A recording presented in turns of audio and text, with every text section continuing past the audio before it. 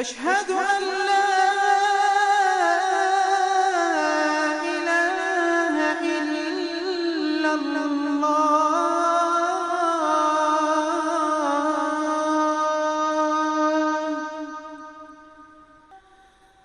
أشهد أن محمدًا رسول الله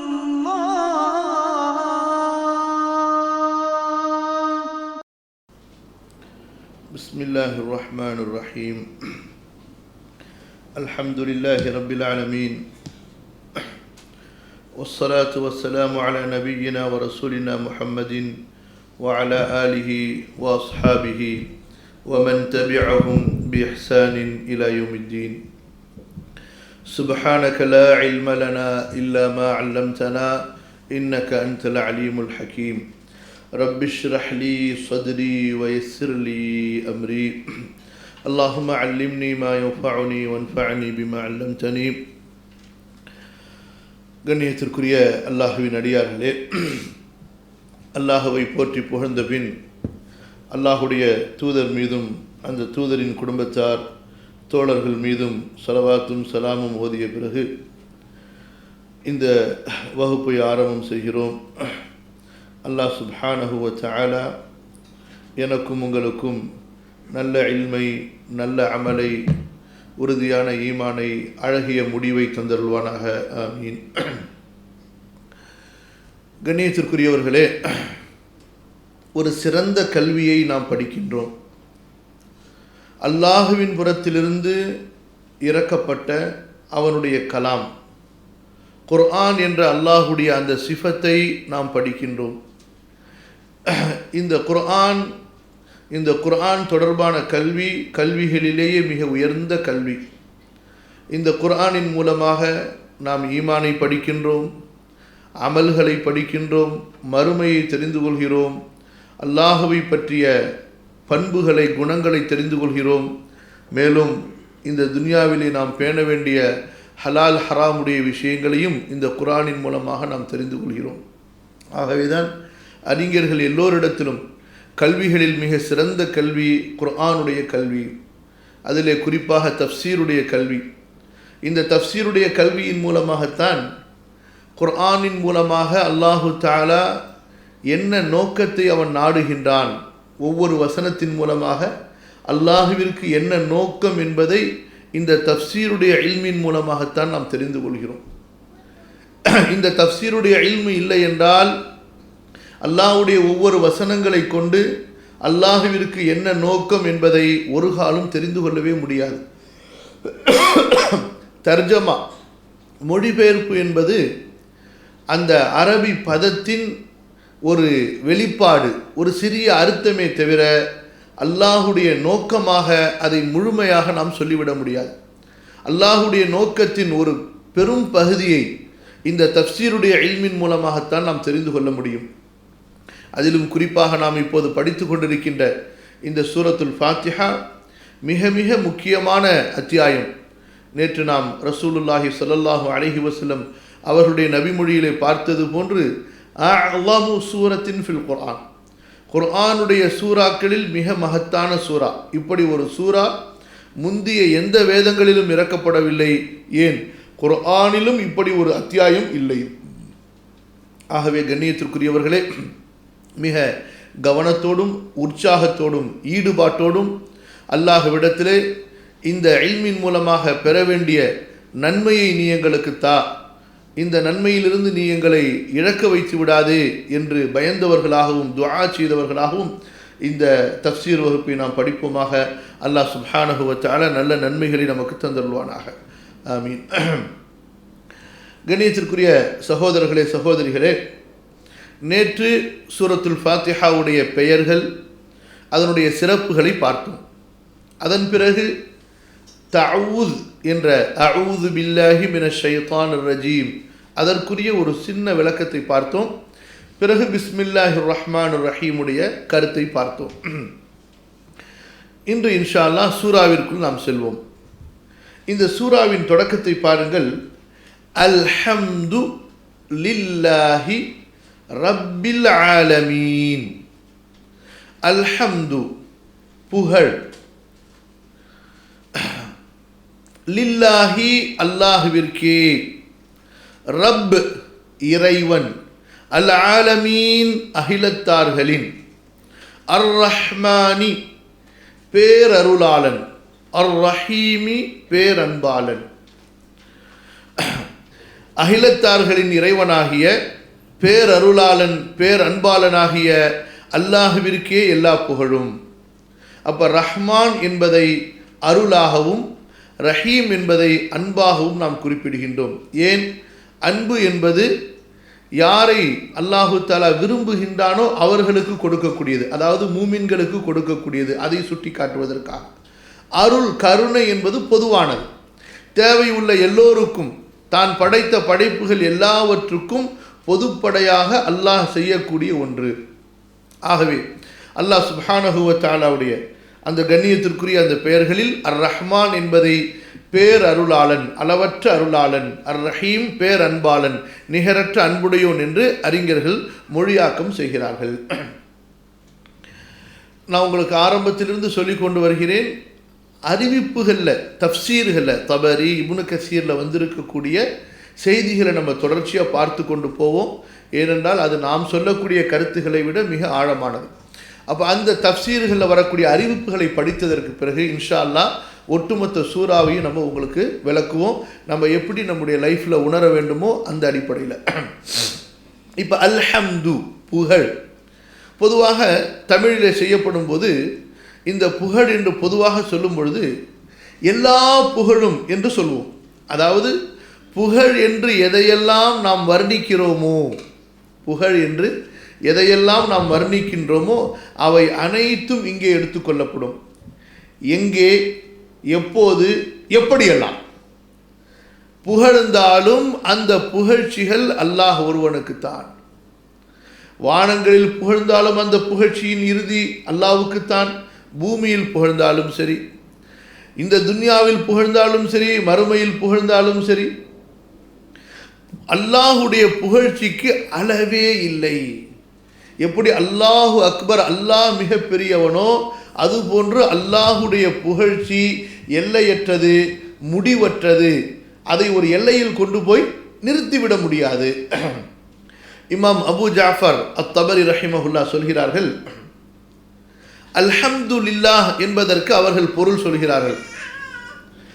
கவனிங்க, அஷ்ஷுக்ரு ஹாலிசன் லில்லாஹி ஜல்ல ஸனாஉஹு தூன ஸாயிரி மா யுஅபது மின் தூனிஹி வ தூனி குல்லி மா பரஅ மின் ஹல்கிஹி பிமா அன்அம அலா இபாதிஹி மின் அன்-நிஅம் அல்லதி லா யுஹ்ஸீஹா அல்-அதது ولا يحيط بعددها غيره ولا يحيط بعددها غيره أحد في تصحيح الآلات لطاعته وتمكين جوارح أجسام المكلفين لأداء فرائضه مع ما بسط لهم في دنياهم من الرزق وغذاهم به من نعيم العيش من غير استحقاق منهم لذلك عليه ومع ما نبههم عليه ودعاهم إليه من الأسباب المؤدية إلى دوام الخلود في دار المقام في النعيم المقيم فلربنا الحمد على ذلك كله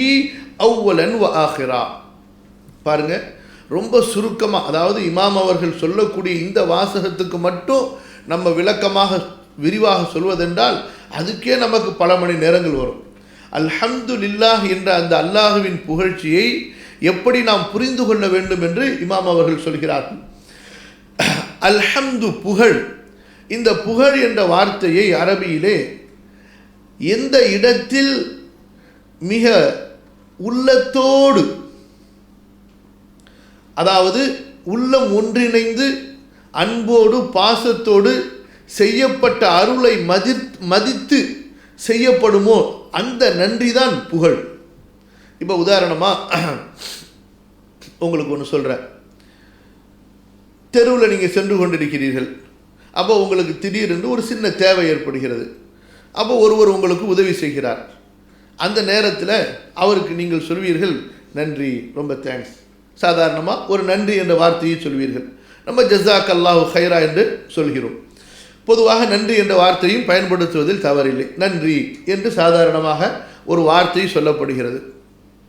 இதே இடத்தில் ஒருவர் உங்களை வீட்டுக்கு அழைக்கிறார். நீங்கள் தேவை உள்ளவராக இருக்கிறீர்கள். உங்களுடைய தேவைக்கு ஏற்ப அவர் உங்களுக்கு உதவி செய்கிறார். உங்களுக்கு என்ன தேவை என்பதை விசாரிக்கிறார். நீங்கள் எதிர்பார்த்ததை விட அதிகமாக உங்களுக்கு தருகிறார். அந்த நேரத்தில் அவருக்கு நன்றிங்க அல்லது ரொம்ப நன்றிங்க என்று சொல்லிவிட்டு வருவீர்களா? அல்லது உங்களை பற்றி நான் என்ன சொல்கிறது, என்னுடைய எந்த தேவையானாலும் நீங்கள் கேட்காமலே கொடுத்துருக்குறீங்க, நீங்கள் ரொம்ப பெரிய மனசு உள்ளவங்க, உங்களுக்கு ரொம்ப அல்லாஹ் விசாலமான மனசை கொடுத்துருக்குறான், எனக்கு இவ்வளோ உதவி செஞ்சுருக்கிறீங்களே என்று அவரை புகழ்வீர்களா? அல்லது வெறும் நன்றி என்ற வார்த்தையை பயன்படுத்துவீர்களா? என்ன செய்வோம்? புகழ்வோம். வெறும் நன்றி என்ற வார்த்தையை பயன்படுத்த மாட்டோம். நன்றி என்ற வார்த்தையை எப்போது பயன்படுத்துகின்றோம்? சாதாரணமாக ஒருத்தர் செய்யும் பொழுது ஜஸ்ட் அந்த மாதிரி ஒரு இடத்துல நன்றி என்ற வார்த்தையை மேலோட்டமாக சொல்லப்படுகிறது. ஆனால் புகழ் என்பது இருக்கிறதே, எப்போது அந்த நன்றியை உணர்ந்து மதித்து கொடுத்தவரை கண்ணியப்படுத்தி அவருடைய மனதை குளிர வைப்பதற்காக அவரை போற்றுவதற்காக செய்யப்படுவதுதான் புகழ். அதாவது நன்றி சொல்லப்பட வேண்டிய இடத்தில் புகழப்படுகிறது. அப்போ புகழ் என்பது நன்றி செலுத்துதலின் உச்சம். அதான் நாம் இங்கே புரிந்து கொள்ள வேண்டியது.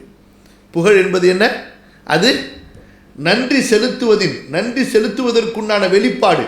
நீங்கள் செயலால் வெளிப்படுத்தலாம், சைகையால் வெளிப்படுத்தலாம், சொல்லால் வெளிப்படுத்தலாம். அப்படி சொல்லால் வெளிப்படுத்தும் போது நீங்கள் அவர்களை புகழ்கிறீர்கள் பாருங்கள், நல்ல வார்த்தைகளை கொண்டு, நல்ல கருத்துக்களை கொண்டு. அது நன்றி செலுத்துவதின் மிக அழகிய ஒரு வெளிப்பாடு. அதைத்தான் அல்லாஹ் இங்கே சொல்லி காட்டுகின்றான். அல்லாஹ்விற்கு நன்றி செலுத்த வேண்டிய இடத்திலே புகழெல்லாம் அல்லாஹ்விற்கு என்று நாம் சொல்லி அல்லாஹ்வை மகிழ்ச்சிப்படுத்துகின்றோம். சொல்கிறார்கள் இமாம் அவர்கள், மிக தூய்மையாக கலப்பற்ற முறையில் எல்லாம் அல்லாஹ் ஒருவனுக்கே, அவனை தவிர வணங்கப்படக்கூடிய எதுவும், அவன் படைத்த படைப்புகளில் எதுவும் இந்த பரிசுத்தமான நன்றிக்கு தகுதியானதல்ல. அவற்றுக்கு நாங்கள் செலுத்தாமல் அந்த கலப்பற்ற நன்றியை அல்லாஹ் ஒருவனுக்கே செய்கிறோம். அல்லாஹ்வுக்கு நாம் ஏன் நன்றி செய்ய வேண்டும்? அவன் நம் மீது நமது எண்ணிக்கையால் எண்ணிவிட முடியாத, அல்லாஹுவை தவிர அந்த நிஅமத்துகளின் எண்ணிக்கையை யாரும் அறிந்து கொள்ள முடியாத அத்தகைய அருட்கொடைகளை அல்லாஹ் நம் மீது செய்திருக்கிறான். அந்த அருட்கொடையின் வகைகள் எப்படி? அவனை வணங்குவதற்கு நமக்கு இந்த உலக வாழ்க்கையை வசதியாக்கி கொடுத்தான். நம்முடைய உடல் உறுப்புகளை அல்லாஹுடைய கட்டளைகளை நிறைவேற்றுவதற்கு ஆற்றலுடையதாக ஆக்கி கொடுத்தான்.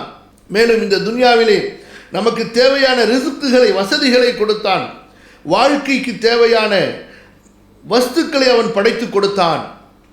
சரி, இவையெல்லாம் அல்லாஹுவின் மீது கடமையாக இருந்து, நமக்கு அவன் செய்ய வேண்டிய கடமையாக இருந்து செய்தானா, அல்லது நம் மீது அவன் கொண்ட அருளினால் செய்தானா என்றால், நாம் இந்த நிஅமத்துகளில், அது மார்க்க சம்பந்தப்பட்ட நிஅமத்துகளாக இருக்கட்டும் அல்லது துன்யா சம்பந்தப்பட்ட நிஅமத்துகளாக இருக்கட்டும், இந்த நிஅமத்துகளில் எதற்கும் நாம் தகுதி உள்ளவர்களாக இல்லாமல் இருக்க, இந்த நிஅமத்துகளில் எதற்கும் நாம் தகுதி உள்ளவர்களாக இல்லை இருந்தும் அல்லாஹு தஆலா அவனுடைய அருளால் இதை நமக்கு செய்தான். அது மட்டுமல்ல, இவற்றை செய்து அல்லாஹ் ரப்புல் ஆலமீன் இவற்றை எப்படி பயன்படுத்த வேண்டும் என்பதற்குண்டான வழிகாட்டலையும் கொடுத்து, நாளை மறுமையிலே நிரந்தர சொர்க்கத்திற்கு சேருவதற்குண்டான பாதையையும் அல்லாஹ் ரப்புல் ஆலமீன் காண்பித்து கொடுத்தானே. இந்த துன்யாவிலே நிஅமத்துகளை அனுபவித்து நாளை மறுமையில் நிஅமத்துகளை அனுபவிக்க முடியாமல் போய்விடக்கூடாது. ஆகவே இந்த நிஅமத்துகளை அனுபவிக்கும் போது நாளை மறுமையிலும் நிஅமத்துகளை அனுபவிப்பதற்குண்டான வழியாகிய மார்க்கம் இஸ்லாமையும் அல்லாஹ் ரப்புல் ஆலமீன் நமக்கு வழிகாட்டி, அதை ஏற்றுக்கொள்ளும்படி நமக்கு அழைப்பு கொடுத்து, அதை போதிப்பதற்காக நபிமார்களை கொடுத்தானே. இப்படிப்பட்ட அல்லாஹ்விற்கே எல்லா புகழும். அப்போ அல்லாஹ்வை புகழும் போது அவனுக்கு நாம் மிக பரிசுத்தமான நன்றியை உரித்தாக்குகிறோம். அந்த நன்றி அவனுடைய படைப்புகளில் யாருக்கும் எதற்கும் தகுதியானதல்ல. ஏன் அல்லாஹ்வுக்கு நாம் நன்றி செலுத்துகிறோம்? அல்லாஹ்வுடைய அருட்கொடைகள் அவ்வளவு. அந்த அருட்கொடைகளில் எந்த ஒன்றுக்கும் நாம் தகுதியானவர்கள் இல்லை, அல்லாஹுவாக நமக்கு கொடுத்திருக்கிறான். தீனுடைய அருட்கொடை துன்யாவின் அருட்கொடை. பிறகு இந்த துன்யாவுடைய அருட்கொடையிலே நாம் இந்த உலகத்தில் அனுபவிக்கின்ற அருட்கொடைகளை விட மிக சிறந்த அருட்கொடைகளை மறுமையிலே அல்லாஹ் தயார்படுத்தி வைத்து அதையும் நாம் பெறுவதற்குண்டான வழியை மார்க்கத்தின் மூலமாக அல்லாஹ் காட்டிக் கொடுக்கின்றான். ஆகவே அல்ஹம்துலில்லாஹ், எல்லா புகழும் அல்லாஹ்வுக்கே. அல்லாஹ்வை புகழும் போது இந்த ஒரு எண்ணத்தோடு சொல்ல வேண்டும், அல்ஹம்துலில்லாஹ் அல்ஹம்துலில்லாஹி அலா நிஅமாஇஹி குல்லிஹா. அல்லாஹ்வுடைய எல்லா அருள்களுக்கும் நாம் அல்லாஹ்விற்கு நான் நன்றி செலுத்துகின்றேன். அல்லாஹ்வுடைய எல்லா அருள்களுக்கும் நான் அல்லாஹ்விற்கு நன்றி செலுத்துகிறேன். இப்னு அப்பாஸ் ரலியல்லாஹு அன்ஹு அவர்கள் சொல்வதாக இமாம் தபரி பதிவு செய்கிறார்கள். இந்த வசனத்தின் மூலமாக ஜிப்ரீல் சொல்கிறார் முஹம்மது ஸல்லல்லாஹு அலைஹி வஸல்லம் அவர்களை பார்த்து, முஹம்மதே குல் அல்ஹம்துலில்லாஹ், நீங்கள் அல்ஹம்துலில்லாஹ் என்று சொல்லுங்கள். இப்போ சூராவை ஆரம்பிக்கும் போது அல்லாஹ்வுக்கே எல்லா புகழும் என்று வருகிறது. என்ன அர்த்தம்? ஒவ்வொரு சூறாவை இறக்கும் போது என்ன அர்த்தம்?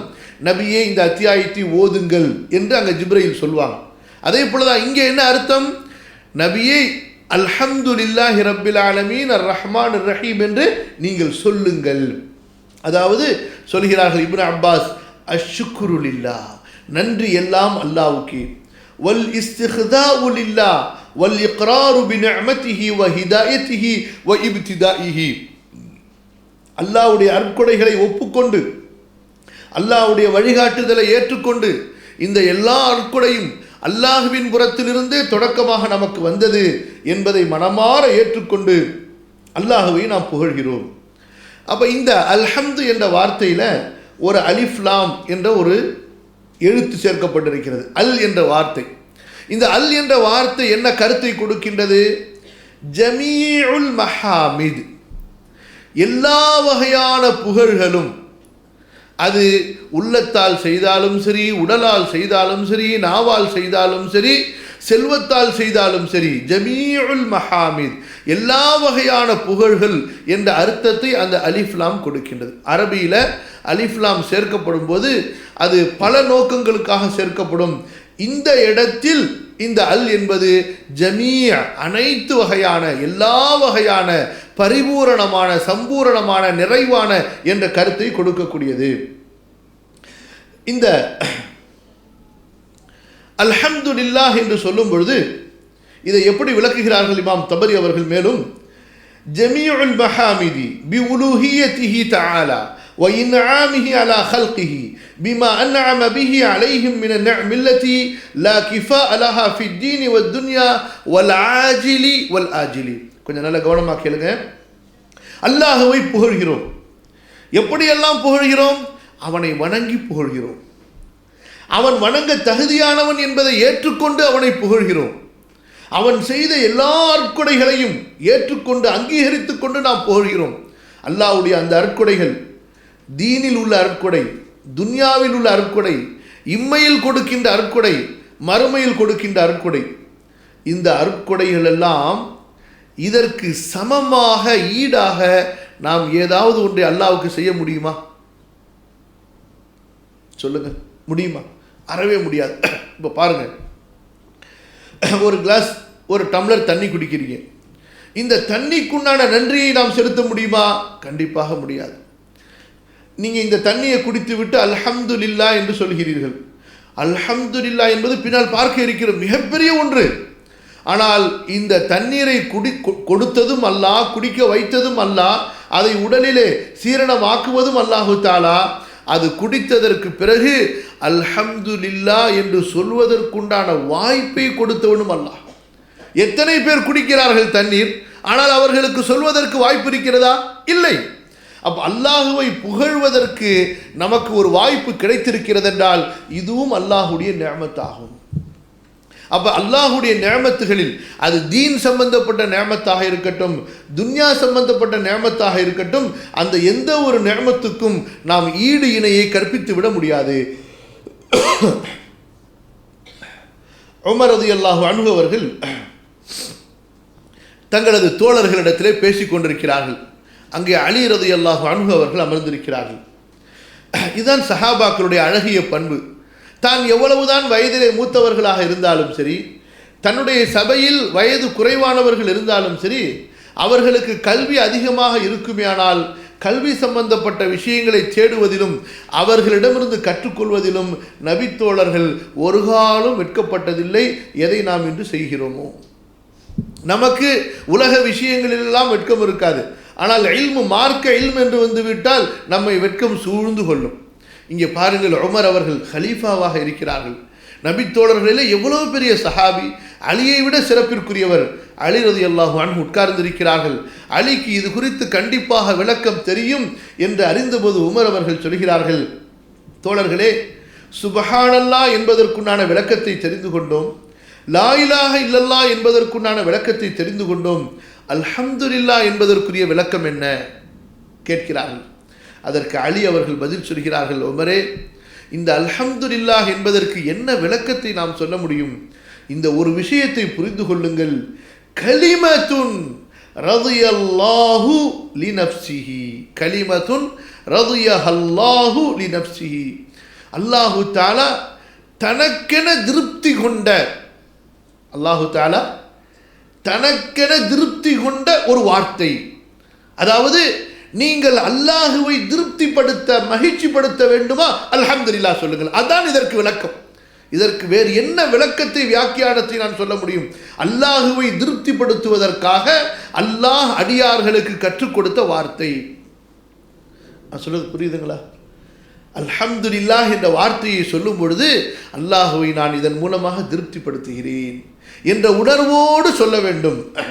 இதே இந்த சம்பவம் இன்னொரு அறிவிப்பிலே பதிவு செய்யப்பட்டிருக்கிறது. அதிலே கால அலியின் கலிமத்துன் அஹப்பஹ அல்லாஹு லினஃப்ஸிஹி வரதியஹா லினஃப்ஸிஹி வ அஹப்ப அன் துகால். இந்த வார்த்தை அல்லாஹ் இதை விரும்புகிறான், தனக்காக அல்லாஹ் இதை தேர்ந்தெடுத்திருக்கிறான். இந்த வார்த்தை தொடர்ந்து சொல்லப்பட வேண்டும் என்று அல்லாஹ் விரும்புகிறான். அல்ஹம்துலில்லாஹ் என்ற வார்த்தை அதிகமாக சொல்லப்பட வேண்டும் என்று அல்லாஹ் விரும்புகிறான்.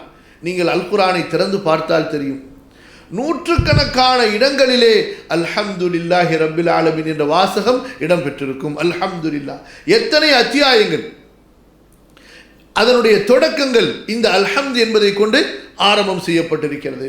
அப்ப அல்லாஹ்விற்கு மிக பிடித்தமான வாக்கியம் இந்த அல்ஹம்து என்பது. இப்னு அப்பாஸ் ரலியல்லாஹு அன்ஹு சொல்கிறார்கள், அல்ஹம்துலில்லாஹ் என்பது கலிமத்து ஷுக்ரி, அல்லாஹ்வுக்கு நீங்கள் நன்றி செலுத்துவதற்காக உள்ள வார்த்தையாகும். இப்போ உதாரணமா, அல்லாஹ் உங்களுக்கு ஒரு நிஅமத்தை தருகிறான், நீங்க ஒரு துஆவை கேட்கிறீர்கள், அந்த துஆ அங்கீகரிக்கப்படுகிறது. இப்போ நீங்க அல்லாஹ்வுக்கு என்ன சொல்வீர்கள்? அல்லாஹ் உனக்கு ரொம்ப நன்றி, இப்படியா சொல்லுவீங்க? அப்படியா சொல்லுவோம்? என்ன சொல்வோம்? அல்ஹம்துலில்லாஹ். அல்லாஹ்வுக்கு நன்றி செலுத்துவதற்காக உள்ள வாசகம். முன்பு நான் உங்களுக்கு குறிப்பிட்டேன், இந்த நன்றி என்ற வார்த்தை எங்கே பயன்படுத்தப்படுகிறது அல்லது புகழ் எங்கே செய்யப்படுகிறது என்று. அப்ப அல்லாஹு தஆலா நமக்கு ஒரு நிஅமத்தை செய்யும் போது அந்த நிஅமத்தை சாதாரணமாக மதிப்பிட முடியுமா? அல்லாஹ்வின் புறத்திலிருந்து ஒன்றை நாம் பெறும் பொழுது அதனுடைய அருளை நாம் எப்படி மதிக்க வேண்டும்? ஆகவேதான் இந்த அல்ஹம்துலில்லாஹ் என்பது கலிமத்து ஷுக்ரி, நன்றிக்குள்ள வார்த்தை.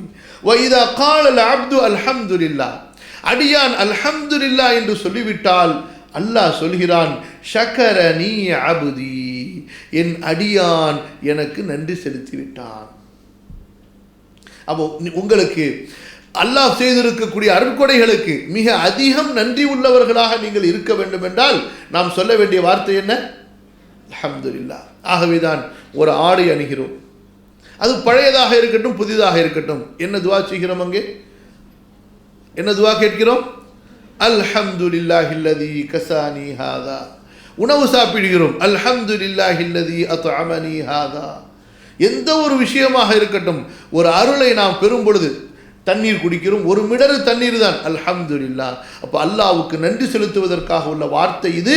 இதை யார் சொல்கிறாரோ அல்லாஹ் சொல்கிறான், என் அடியான் எனக்கு நன்றி செலுத்தி விட்டான். ஹக்கம் இப்னு உமைர் சொல்கின்றார்கள், நபி ஸல்லல்லாஹு அலைஹி வஸல்லம் கூறியதாக, நீ அல்ஹம்துலில்லாஹி ரப்பில் ஆலமீன் என்று கூறினால் அல்லாஹ்வுக்கு நீ நன்றி செலுத்தி விட்டாய், அல்லாஹ் உனக்கு அந்த நிஅமத்தை அதிகப்படுத்தி தருவான். ஹக்கம் இப்னு உமைர் தபரியிலே பதிவாக இருக்கக்கூடிய ஹதீஸ்,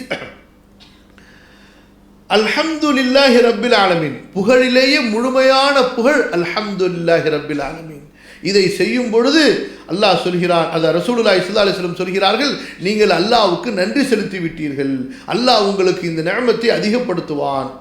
இமாம் திர்மிதி ரஹிமஹுல்லா, இமாம் நஸஈ ரஹிமஹுல்லா பதிவு செய்கிறார்கள், ஜாபிர் இப்னு அப்துல்லாஹ் அறிவிக்கின்றார்கள், ரசூலுல்லாஹி ஸல்லல்லாஹு அலைஹி வஸல்லம் கூறியதாக, அஃதலு ذிக்ரி லா இலாஹ இல்லல்லாஹ், ذிக்ர்களிலே மிக சிறந்தது லா இலாஹ இல்லல்லாஹ், வ அஃதலு துஆ அல்ஹம்துலில்லாஹ், துஆக்களிலே மிக சிறந்தது அல்ஹம்துலில்லாஹ். இப்போ அல்லாஹ்விடத்தில் நீங்கள் ஒன்றை எதிர்பார்க்கிறீர்கள், ஒன்றை கேட்க விரும்புகிறீர்கள், அதை நீங்கள் மனசில் வைத்து கொண்டீங்க, நாவில் சொல்லலை, நீங்கள் ஒன்றும் செய்ய தேவையில்லை, மனசில் உங்களுடைய தேவையை வைத்துக்கொண்டு எவ்வளவு உங்களுக்கு முடியுமோ அல்ஹம்துலில்லாஹ் அல்ஹம்துலில்லாஹ் என்று கேட்டுக்கொண்டே இருங்கள். நீங்கள் எதிர்பார்த்ததை விட சிறந்ததை அல்லாஹ் உங்களுக்கு கண்டிப்பாக கொடுப்பார். ரசூலுல்லாஹி ஸல்லல்லாஹு அலைஹி வஸல்லம் கூறியதாக அனஸ் இப்னு மாலிக் அறிவிக்க இமாம் இப்னு மாஜா பதிவு செய்கிறார்கள், ஒருவன் அவனுக்கு அல்லாஹு தஆலா ஒரு நிஅமத்தை செய்யும் போது அவன் அல்ஹம்துலில்லாஹ் என்று சொன்னால், அல்லாஹ் அவனுக்கு கொடுத்த அந்த நிஅமத் அவனிடமிருந்து என்ன ஒரு நிஅமத்தை ஏற்கனவே எடுத்தானோ பறித்தானோ அதைவிட சிறந்ததாக இது அமைந்துவிடும். புரியுதுங்களா? இப்போ உங்களுக்கு ஒரு பொருள் தவறுது, அல்லது ஒரு பொருளை எதிர்பார்த்தீர்கள், அது கிடைக்கல, ஒரு பொருளை ஆசைப்பட்டீர்கள், அது கிடைக்கல, அப்போது நீங்கள் அல்ஹம்துலில்லாஹ், சரி, அதாவது என்ன அர்த்தம், அல்லாஹ் கொடுத்ததை பொருந்தி கொண்டேன் என்று சொல்லும் பொழுது, அல்லாஹ் உங்களுக்கு கொடுக்காமல் எதை எடுத்தானோ அதை விட எது சிறந்ததாக ஆகிவிடுகிறது, அல்லாஹ் உங்களுக்கு கொடுத்தது. இங்கே நமக்கு இருக்கக்கூடிய பிரச்சனை என்ன, இதை சொல்வது கிடையாது. அல்லாஹ் நமக்கு விரும்பியதை கொடுத்தால் மட்டும் அல்ஹம்துலில்லாஹ் என்று சொல்வோம், அல்லாஹ் நமக்கு விரும்பியதை எடுத்துக்கொண்டால் அல்ஹம்துலில்லாஹ் என்று நாம் சொல்வதில்லை. அல்லது எதிர்பார்க்காத ஒரு தீமையோ அல்லது ஏதோ ஒரு பிரச்சனை, பாவத்தை தவிர ஒன்று நமக்கு ஏற்படும் பொழுது அல்ஹம்துலில்லாஹ், அல்லாஹ் போதுமானவன், எனக்கு அல்லாஹ் இதில் நன்மையை ஏற்படுத்த போதுமானவன், இதில் அல்லாஹ் எனக்கு நல்ல பிரதிபலனை ஏற்படுத்த போதுமானவன் என்று சொல்லும் பொழுது எடுத்ததை விட கொடுத்ததை அல்லாஹ் சிறப்பாக்கி விடுவான்.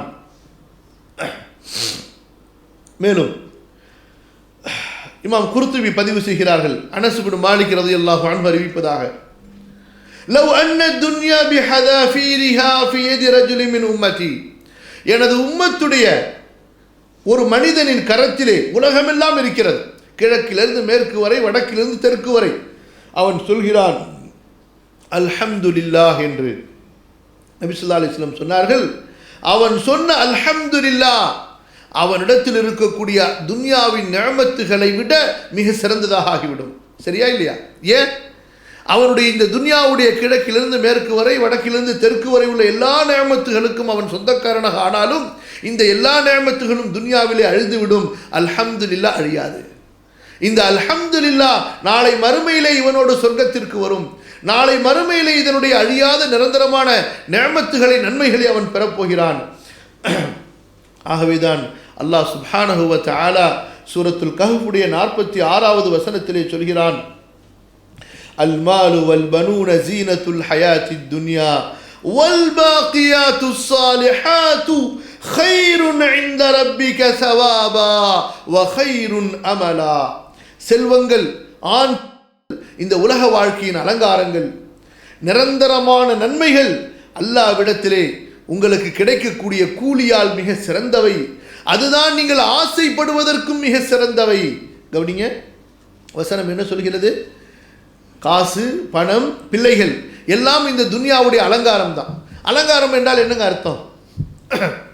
கொஞ்ச நேரத்துக்கு ஜோடிச்சு வச்சிருப்போம், அவ்வளவுதான், அதான் அலங்காரம். சரியா? மாப்பிள்ளையை அலங்கரிச்சாங்க, பொண்ணை அலங்கரிச்சாங்க, வீட்டை அலங்கரிச்சாங்க, நகை கடையை அலங்கரிச்சாங்க. இதெல்லாம் அலங்காரம் எதற்கு? ஒரு குறுகிய நேரத்திற்கு போடப்படக்கூடிய செட்டப் தான் அலங்காரம். அதான் இந்த துன்யா. ஒட்டுமொத்த துன்யாவை ஒரு அற்ப காலத்திற்காக வேண்டி ஏற்பாடு செய்யப்பட்ட ஒரு இடம்தான் இது. இது அழிந்து விடக்கூடியது ஆகிரத்திலே. அதான் ரசூல் ஸல்லல்லாஹு அலைஹி வஸல்லம் சொன்னாங்க, வல் பாக்கியாத்துஸ் ஸாலிஹாத், அது என்ன? சுப்ஹானல்லாஹ், அல்ஹம்துலில்லாஹ், அல்லாஹு அக்பர் என்ற வார்த்தைகள். இதுதான் அல்லாஹ்விடத்திலே நன்மைக்கு மிக சிறந்தது, நாம் ஆசைப்படுவதற்கும் மிக சிறந்தது. ஆனால் நமக்கு திக்ர்கள் மேலே, அல்லாஹ்வுடைய இந்த தஸ்பீஹாத்துகள் மேலே உள்ள ஆசையை விட எதன் மேலே ஆசை அதிகமாக இருக்கு? காசு, பணம், செல்வத்தின் மீது. இமாம் பைஹகி அறிவிக்கின்றார்கள், அம்ர் இப்னு ஆஸ் ரலியல்லாஹு அன்ஹு அவர்கள் மூலமாக நபி ஸல்லல்லாஹு அலைஹி வஸல்லம் சொன்னார்கள், அல்ஹம்து ரஅசு ஷுக்ரி மா ஷக்கர அல்லாஹ அப்துன் லா யஹ்மதுஹு. ஹம்து, அல்லாஹ்வை புகழ்வது, இதுதான் நன்றி செலுத்துவதில் மிக உயர்ந்த ஒரு தரம். யார் அல்லாஹ்வை புகழவில்லையோ அந்த அடியான் அல்லாஹ்வுக்கு நன்றி செலுத்தவில்லை. யார் அல்லாஹ்வை புகழவில்லையோ அந்த அடியான் அல்லாஹ்விற்கு நன்றி செலுத்தவில்லை. அப்போ அல்லாஹ்விற்கு நன்றி செலுத்தக்கூடியவர்களாக நாம் இருக்க வேண்டும் என்றால் அல்லாஹ்வை அதிகம் புகழ்ந்து கொண்டே இருக்க வேண்டும். ஆகவேதான் தொழுகை, அதுவும் நன்றி செலுத்துதல், நோன்பு, அதுவும் நன்றி செலுத்துதல், நாம் செய்யக்கூடிய ஒவ்வொரு நன்மையான காரியங்கள் அதுவும் அல்லாஹ்வுக்கு நன்றி செலுத்தக்கூடியது. அந்த நன்றிகளிலேயே மிக உயர்ந்த நன்றி எது? அல்ஹம்துலில்லாஹ் என்று சொல்வது. ஆகவேதான் வணக்கங்களிலேயே, வழிபாடுகளிலேயே சிறந்த வழிபாடு எது? தொழுகை. சரியா? அந்த தொழுகையுடைய தொடக்கத்திலிருந்து இறுதி வரை என்ன? அல்லாஹ்வை புகழ்வது. சுப்ஹானக அல்லாஹும்ம வ பிஹம்திக வ தபாரக இஸ்முக வ தஆலா ஜத்துக வ லா இலாஹ கைரு. அதற்கு பிறகு வேறு எதையும் ஓதினாலும் சரி, கடைசியாக நாம் ஆரம்பிக்கக்கூடியது எது? இந்த சூரத்துல் ஃபாத்திஹா, அல்ஹம்துலில்லாஹி ரப்பில் ஆலமீன். அதே போல ஹஜ்ஜுக்கு நீங்க போறீங்க, ஹஜ்ஜுடைய வணக்கத்தில், ஹஜ்ஜில் நிறைய வணக்கம் இருக்கு, அதில் சிறந்த ஒரு இபாதத்து எது? ஹஜ்ஜில் செய்யப்படக்கூடிய இபாதத்துகளில் சிறந்த இபாதத்து எது? அஃதலுல் ஹஜ்ஜி அல் ஹஜ்ஜு வஸ்ஸஜ்ஜு. அரஃபா, அதுக்கு தனி சிறப்பு இருக்கு. அல் ஹஜ்ஜு அரஃபா. ஹஜ்ஜுடைய அமல்களில் சிறந்த அமல் என்றால் ரெண்டு தான். ஒன்று தல்பியா, இரண்டாவது குர்பானி கொடுக்கிறது. ஒன்று தல்பியா, இன்னொன்று குர்பானி கொடுக்கிறது. அப்போ அந்த தல்பியாவுடைய வாசகத்தை எடுத்து பாருங்கள். லப்பைக் அல்லாஹும்ம லப்பைக் லப்பைக் லா ஷரீக லக லப்பைக் இன்னல் ஹம்த வன் நிஅமத லக வல் முல்க் லா ஷரீக லக். அல்லாஹ் அக்பர். அப்போ அல்லாஹ் சுப்ஹானஹு வ தஆலா அவனை புகழ்கின்ற அந்த அல்ஹம்து என்ற வார்த்தையை, அதைத்தான் அலி அவர்கள் சொன்னார்கள் ரலியல்லாஹு அன்ஹு, அல்லாஹ் தனக்காக பொருந்தி கொண்ட, தனக்காக அவன் விருப்பப்படுகின்ற, இதை தன்னுடைய அடியார்கள் அதிகம் அதிகம் சொல்ல வேண்டும் என்று ஆசைப்படுகின்ற ஒரு வார்த்தை. அவ்வளவுதான் இதுக்கு விளக்க சொல்ல முடியும். அதனால தான் ரசூல் ஸல்லல்லாஹு அலைஹி வஸல்லம் எப்போதுமே இந்த அல்ஹம்து அல்ஹம்து என்ற வார்த்தையை பயன்படுத்தி கொண்டே இருந்தார்கள். தொழுகையிலிருந்து, வணக்க வழிபாடுகளிலிருந்து, துஆக்கள் கேட்கும் போதிலிருந்து. அல்லாஹ்வை புகழ்ந்து ஆரம்பிக்கப்படாத துஆ ஏற்றுக்கொள்ளவே படாது. துஆ என்பது அதுதான் இபாதத் என்று சொன்னார்கள். அந்த துஆவை, அல்லாஹ்வை புகழாமல் நீங்கள் ஆரம்பித்தால் அந்த துஆ ஏற்றுக்கொள்ளவே படுவது கிடையாது. அப்போ நிறைய நபித்தோழர்களுடைய கருத்துக்களை, அவங்களுடைய அறிவிப்புகளை, ரசூலுல்லாஹி ஸல்லல்லாஹு அலைஹி வஸல்லம் ஹதீஸுகளை இந்த அல்ஹம்துலில்லாஹ் என்பதை குறித்து நாம் பார்த்தோம். அடுத்து இப்னு அப்பாஸ் ரலியல்லாஹு அன்ஹு அவர்கள் சொல்கிறார்கள், அல்ஹம்து லில்லாஹி ரப்பில் ஆலமீன். அப்போ அல்ஹம்து என்றால் எல்லா புகழும், புகழ்கள் எல்லாம், எல்லா வகையான நிஅமத்துகளுக்கும் நாம் செலுத்த வேண்டிய எல்லா விதமான நன்றிகளும் லில்லாஹி, அல்லாஹ் ஒருவனுக்கு. என்ன அர்த்தம்? அல்லாஹ்வை தவிர வேறு யாருக்கும் அதில் எவ்விதமான பங்கும் இல்லை. இங்க கவனிங்க, இதுதான் ஒரு முஸ்லிம் நம்பிக்கை கொள்ளக்கூடிய நம்பிக்கை. நீங்கள் சம்பாரித்து கஷ்டப்பட்டு உழைச்சி அதிலிருந்து வந்த காசுனால நீங்கள் சாப்பிட்ருப்பீங்க, அல்லது உங்களை யாராவது கூட்டிகிட்டு போய் சாப்பாடு வாங்கி கொடுத்துருப்பாரு, உங்கள் அம்மா சாப்பாடு கொடுத்துருப்பாங்க, அல்லது உங்கள் அத்தா சாப்பாடு வாங்கி கொடுத்துருப்பாங்க. ஆனால் நீங்கள் முதல் தடவையாக புகழும் போது யாருக்கு புகழ்வீர்கள்? யாரை புகழ்வீர்கள்? அல்ஹம்துலில்லாஹி அல்லதி அத்அமனி. இந்த உணவை கொடுத்த அல்லாஹ்வுக்கு எல்லா புகழும், இந்த உணவை கொடுத்த அல்லாஹ்வுக்கு எல்லா புகழும். அப்போ இப்படி முதல் வகையான நன்றிகள் எல்லாவற்றையும் அல்லாஹ்வுக்கே உரித்தாக்கி விடுகிறோம். அதே நேரத்தில் யார் நமக்கு உதவி செய்தார்களோ அவர்கள் உதவி செய்ததும் அல்லாஹ் அவர்களுக்கு அருளியதால் நமக்கு செய்தார்கள். அல்லாஹ் நாடவில்லை என்றால் அவர்கள் செய்திருக்க முடியுமா? அறவே முடியாது. அப்போ எனவே அதற்கும் நாம் அல்லாஹ்வையே புகழ வேண்டும். பிறகு யார் நமக்கு யார் மூலமாக அல்லாஹ் அந்த உதவியை நமக்கு சேர்ப்பித்தானோ அவர்களுக்காக நாம் துஆ செய்கிறோம். இதுதான் இஸ்லாமியர்களுடைய முஸ்லிம்களுடைய பண்பு.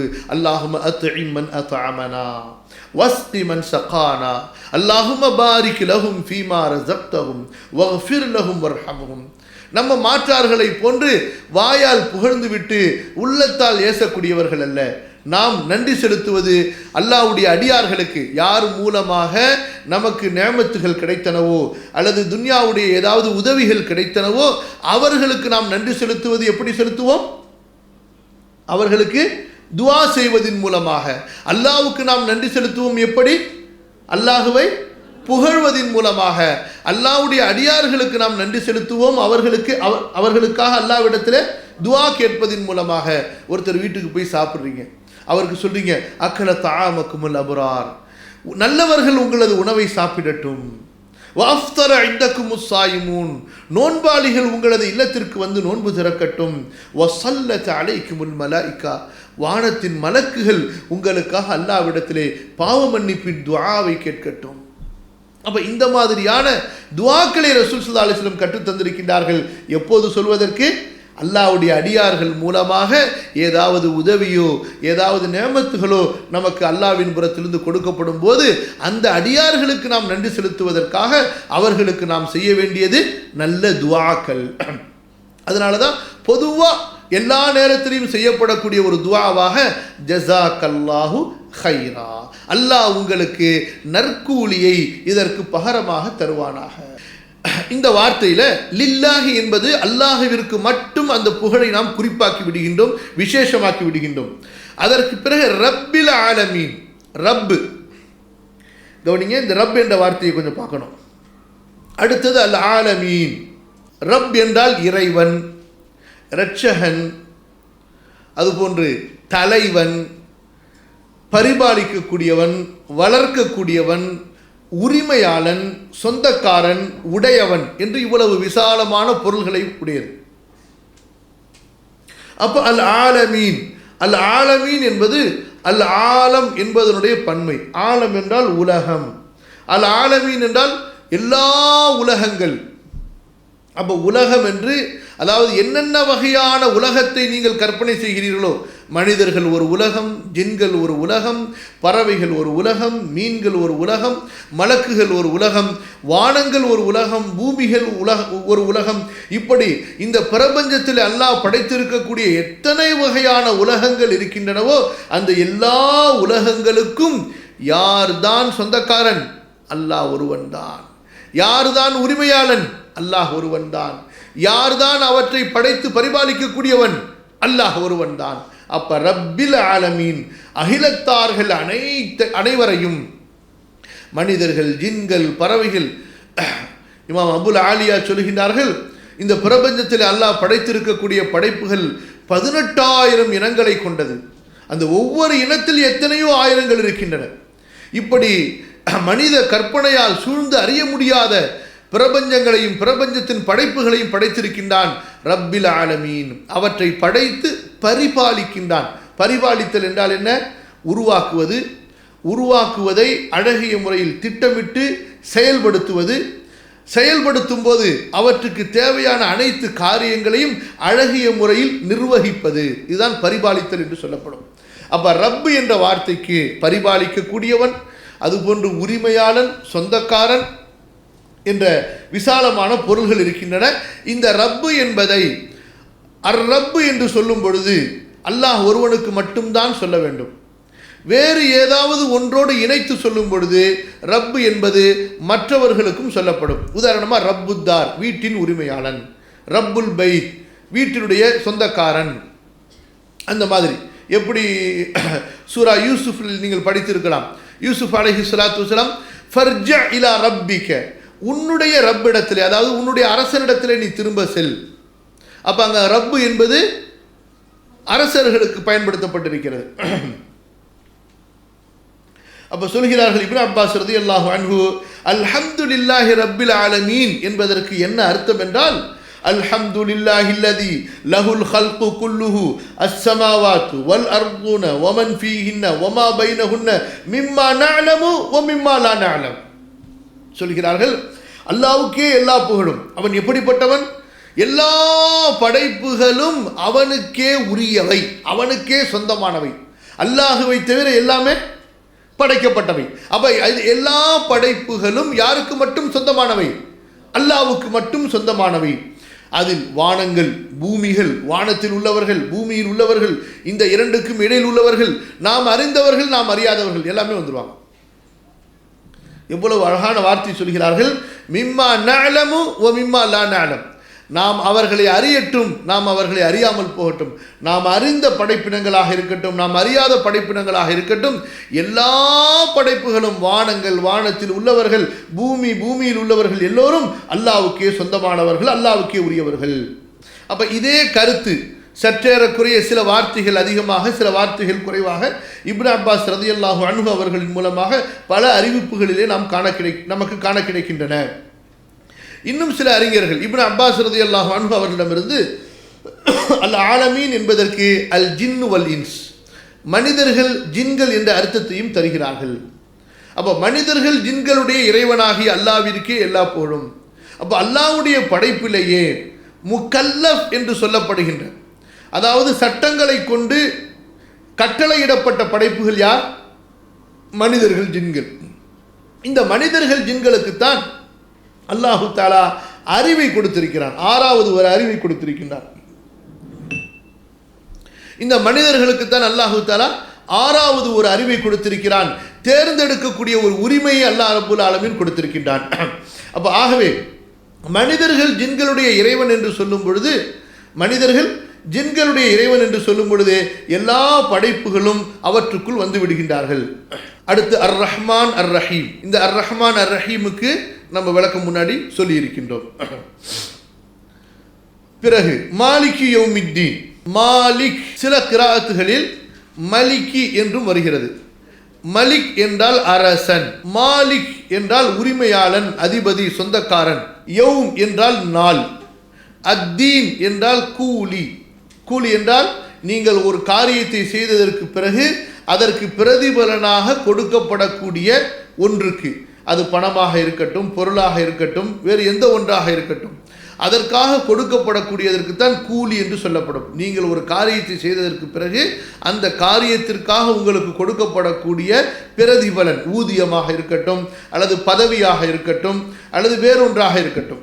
இப்னு அப்பாஸ் ரலியல்லாஹு அன்ஹு அவர்கள் சொல்கிறார்கள், மாலிகி யௌமித்தீன் என்பதிலே யௌமித்தீன் என்பது قال يوم حساب الخلائق وهو يوم القيامة يدينهم بأعمالهم إن خيرا فخيرا وإن شرا فشرا إلا من عفا عنه فالأمر أمره ثم قال ألا له الخلق والأمر تبارك الله رب العالمين.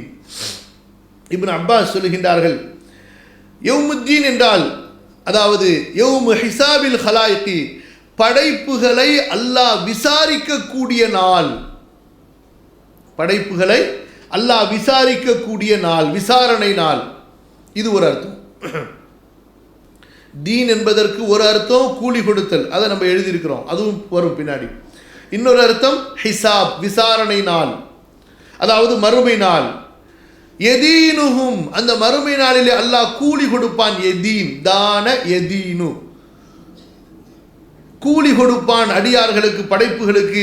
பி அமாலிஹிம், அவர்களுடைய அமல்களுக்கு ஏற்ப. அமல்கள் நன்மையாக இருந்தால் நல்ல கூலி, அமல்கள் தீமையாக இருந்தால் தண்டனை. ஆனால் யாரை அல்லாஹ் மன்னித்தானோ அவர்களை தவிர. ஆகவே அந்த நாளில் அதிகாரம் என்பது யாருக்கு மட்டும் சொந்தமானது? அல்லாஹுக்கு மட்டும் சொந்தமானது. சூரத்துல் ஆராஃபுடைய 54வது வசனத்தை ஓதி காண்பித்தார்கள் இப்னு அப்பாஸ் அவர்கள் ரலியல்லாஹு அன்ஹு. அறிந்து கொள்ளுங்கள், படைப்பு லஹுல் ஹல்கு வல் அம்ரு, அல்லாஹ்வுக்கே படைக்கக்கூடிய ஆற்றலும் தகுதியானது, உரித்தானது. அதிகாரம் செலுத்தக்கூடிய ஆற்றலும் அல்லாஹ்வுக்கே உரித்தானது. அப்ப அல்லாஹு தஆலா படைப்புகளை படைப்பதிலும் அதிகாரம் செலுத்தினான், படைத்ததற்கு பிறகும் அதிகாரம் செலுத்துகின்றான். அந்த படைப்புகளை அழிப்பதிலும் அதிகாரம் செலுத்துகின்றான். அந்த படைப்புகளை அழித்ததற்கு பிறகு உயிர் கொடுத்து எழுப்புவதிலும் அல்லாஹ் அதிகாரம் செலுத்துகின்றான். பிறகு உயிர் கொடுத்து எழுப்பப்பட்டதற்கு பிறகு அவர்களுக்கு கூலி கொடுப்பதிலும் அல்லாஹ் அதிகாரம் செலுத்துகின்றான். அந்த அதிகாரத்திலே அல்லாஹ்வுக்கு பங்காளி, கூட்டாளி, துணை யாரும் கிடையாது. கத்தாதா ரஹிமஹுல்லா விளக்கம் சொல்கிறார்கள், மாலிகி யௌமித்தீன் என்பதற்கு ஐ யௌம யதீனுல்லாஹுல் இபாத பிஅஅமாலிஹிம், அடியார்களுக்கு அல்லாஹ் அவர்களுடைய அமல்களுக்கு ஏற்ப கூலி கொடுக்கக்கூடிய நாள் அந்த நாள். இமாம் இப்னு ஜுரைஜ் சொல்கின்றார்கள், யௌம யுதானு நாசு பில் ஹிசாபி. மாலிகி யௌமித்தீன் என்றால் மக்கள் விசாரிக்கப்பட்டு கூலி கொடுக்கப்படுவார்கள். விசாரணைக்கு ஏற்ப அவர்களுக்கு கூலி கொடுக்கப்படும். யௌம யுதானு நாசு பில் ஹிசாப். மாலிக் என்று படிக்கும்போது மலக எம்லிகு மில்கன், சொந்தமாக்கி கொள்ளுதல், உரிமையாக்கி கொள்ளுதல், தன்னுடைய கண்ட்ரோலில் கொண்டு வருதல், அந்த அர்த்தம். மலக எம்லிகு முல்கன் என்றால் ஆட்சி செலுத்துதல், முல்க். அப்போ இதனுடைய மஸ்தரை முல்க் என்று எடுக்கும் பொழுது மாலிகி என்று படிக்காமல் மலிகி யௌமித்தீன் என்று படிப்பார்கள். அப்போ மறுமை நாளின் அரசனாகிய, மறுமை நாளின் அரசனாகிய. ஏனென்றால் அந்த நாளில் அல்லாஹுவை தவிர வேறு அரசன் யாரும் சொல்லுங்க இருக்க மாட்டார்கள். அல்லாஹ் சுப்ஹானஹு வ தஆலா இதை அவனுடைய கண்ணியத்திற்குரிய வேதம் அல் குர்ஆனிலே ஒன்றுக்கு மேற்பட்ட பல இடங்களிலே சொல்கிறான். சூரத்துல் ஃபுர்கான் 26வது வசனம், அல் முல்கு யௌமஇதினில் ஹக்கு லிர்ரஹ்மான், அன்றைய தினத்தில் முழுமையான உண்மையான ஆட்சி அல்லாஹ்வுக்கு மட்டுமே சொந்தமானது. அதுபோன்று சூரா காஃபிர் 16வது வசனம், லிமனில் முல்குல் யௌம் லில்லாஹில் வாஹிதில் கஹார், இந்த உலகத்தெல்லாம் அல்லாஹ் அழிச்சிட்டு அல்லாஹ்வை தவிர யாரும் இருக்க மாட்டார்கள். அல்லாஹ் தனக்குத்தானே அதிகாரத்தோடு கேட்பான், இன்றைய தினத்தில் ஆட்சி யாருக்கு சொந்தமானது? அடக்கி ஆளக்கூடிய அல்லாஹ் ஒருவனுக்கு. சூரா காஃபிர் 16வது வசனம். சூரா அல் அன்ஆம் 73வது வசனம், அல் ஹக்கு கௌலுஹுல் ஹக்கு வலஹுல் முல்கு, அல்லாஹ்வுடைய பேச்சே உண்மையானது, அவனுக்கு ஆட்சி சொந்தமானது. சரி, அப்போ உங்களுக்கு ஒரு கேள்வி வரலாம். மலிகி யௌமித்தீன் என்று சொல்லும் பொழுது மறுமை நாளின், தீர்ப்பு நாளின், கேள்வி கேட்கப்படக்கூடிய நாளின் அரசன் என்று சொல்லும் பொழுது அப்போ இந்த துன்யாவில் அல்லாஹ் அரசனாக இல்லையா என்றால் துன்யாவிலும் அல்லாஹ் அரசன் தான். குல் அஊது பிரப்பின் நாஸ் மலிக்கின் நாஸ் இலாஹின் நாஸ், துன்யாவிலும் அல்லாஹ் அரசன் தான். எல்லா பிரபஞ்சத்தின் எல்லா இடங்களிலும் அல்லாஹ் ஒருவன் தான் அரசன். பிரபஞ்சத்தின் எல்லா இடங்களிலும் அல்லாஹ் ஒருவன் தான் அரசன். அந்த அல்லாஹ் சுப்ஹானஹு வ தஆலா மறுமை என்று வரும் பொழுது அங்கே தனக்கு ஆட்சியை விசேஷமாக சொந்தமாக்குகிறானே. ஏனென்றால் இந்த துன்யாவிலே அற்பர்கள் ஆட்சி எங்களுக்கு உரியது, எங்களுக்கு உரியது என்று இந்த சொற்ப உரிமையை அவர்கள் ஆட்சி அதிகாரமாக கொண்டாடலாம். எப்படி இன்று கொண்டாடி கொண்டிருக்கிறார்களோ, நாங்கள் அரசன், எங்களுக்கு சொந்தம், எங்கள் நாடு, எங்கள் மக்கள் என்று பெருமை கொள்கிறார்களோ, ஆனால் நாளை மறுமை என்று வந்துவிட்டால் அங்கே யாராவது சொந்தம் கொண்டாட முடியுமா? அங்கே யாராவது திமிர் காட்ட முடியுமா? பெருமை கொள்ள முடியுமா? அல்லாஹ் எப்படி சொல்கிறான் பாருங்கள். சூரா அன்-நபா 38வது வசனம், யௌம யகூமுர் ரூஹு வல் மலாயிகத்து ஸஃபா லா யதகல்லமூன இல்லா மன் அதின லஹுர் ரஹ்மான் வகால ஸவாபா. அன்றைய நாளிலே அல்லாஹ்வுக்கு முன்னால் மலக்குகள் எல்லாம் வரிசையாக நிற்பார்கள். ஜிப்ரீல் வந்து நிற்பார். யாரும் பேசுவதற்கே அவர்கள் துணிவு கொள்ள மாட்டார்கள், அல்லாஹ் ரஹ்மான் அனுமதித்தவர்களை தவிர. அப்பா, நாளை மறுமையிலே பேசுவதற்கே முடியாது என்று சொன்னால் இந்த உலகத்தில் அவர் எவ்வளவுதான் பெரிய சக்கரவர்த்தியாக இருந்து இறந்திருந்தாலும் சரியே, அப்போ அங்கே போய் நானும் அரசன் என்று யாராவது சொந்தம் கொண்டாட முடியுமா? முடியாது.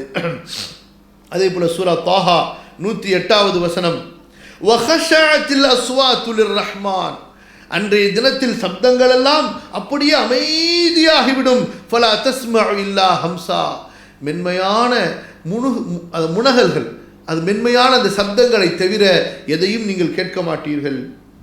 சூரா ஹூத் 105வது வசனம், யௌம யஅதி லா தகல்லமு நஃப்ஸுன் இல்லா பிஇذனிஹி ஃபமின்ஹும் ஷகிய்யுன் வஸஈத். அன்றைய தினத்திலே யாரும் பேச மாட்டார்கள் அல்லாஹ் அனுமதி கொடுத்தாலே தவிர. அங்கே நல்லவர்களும் இருப்பார்கள், கெட்டவர்களும் இருப்பார்கள். இந்த விளக்கங்களை இமாம் இப்னு கஸீர் ரஹிமஹுல்லாஹ் நமக்கு தருகிறார்கள். மேலும் இப்னு அப்பாஸ் ரலியல்லாஹு அன்ஹு அவர்களுடைய மாணவர் இமாம் தஹாக் சொல்கின்றார்கள், மறுமை நாளிலே அல்லாஹு தஆலா மறுமை நாளுக்குரிய சொந்தக்காரன், மறுமை நாளுடைய அதிபதி, இங்கே நம்ம கொடுத்திருப்பதை போல மாலிக் என்பது அதிபதியிலிருந்து சொந்தக்காரன், உரிமையாளன் என்று அர்த்தம் வைக்கும்போது என்ன அர்த்தம்? அன்றைய மறுமை தினத்திலே தீர்ப்பளிக்கக்கூடிய அந்த நாளில் தீர்ப்பளிப்பதற்கு அல்லது தீர்ப்பிலே இடையில் நுழைவதற்கு யாருக்குமே உரிமை கிடையாது. அன்றைய நாளில் உரிமைகள் அதிகாரங்கள் எல்லாம் யார் ஒருவனுக்கு மட்டுமே? அல்லாஹ் ஒருவனுக்கு மட்டுமே. அப்ப மாலிக் யௌமித்தீன் என்றும் ஓதலாம், மலிக் யௌமித்தீன் என்றும் ஓதலாம். இந்த தீன் என்ற வார்த்தை நம்ம பொதுவாக விளங்கி வைத்திருப்பது மார்க்கம் என்ற அர்த்தத்தில் விளங்கி வச்சிருக்கிறோம். ஆனால் குர்ஆனில் மார்க்கம் என்ற அர்த்தத்தில் ஒரு சில இடங்களில் தான் இந்த தீன் என்பது பயன்படுத்தப்படுகிறது. மற்ற எல்லா இடங்களிலும் இந்த தீன் என்பது மறுமை நாளை, தீர்ப்பு நாளை, விசாரணை நாளை, கூலி கொடுக்கப்படக்கூடிய நாளை குறிப்பதற்காகவே பயன்படுத்தப்படும்.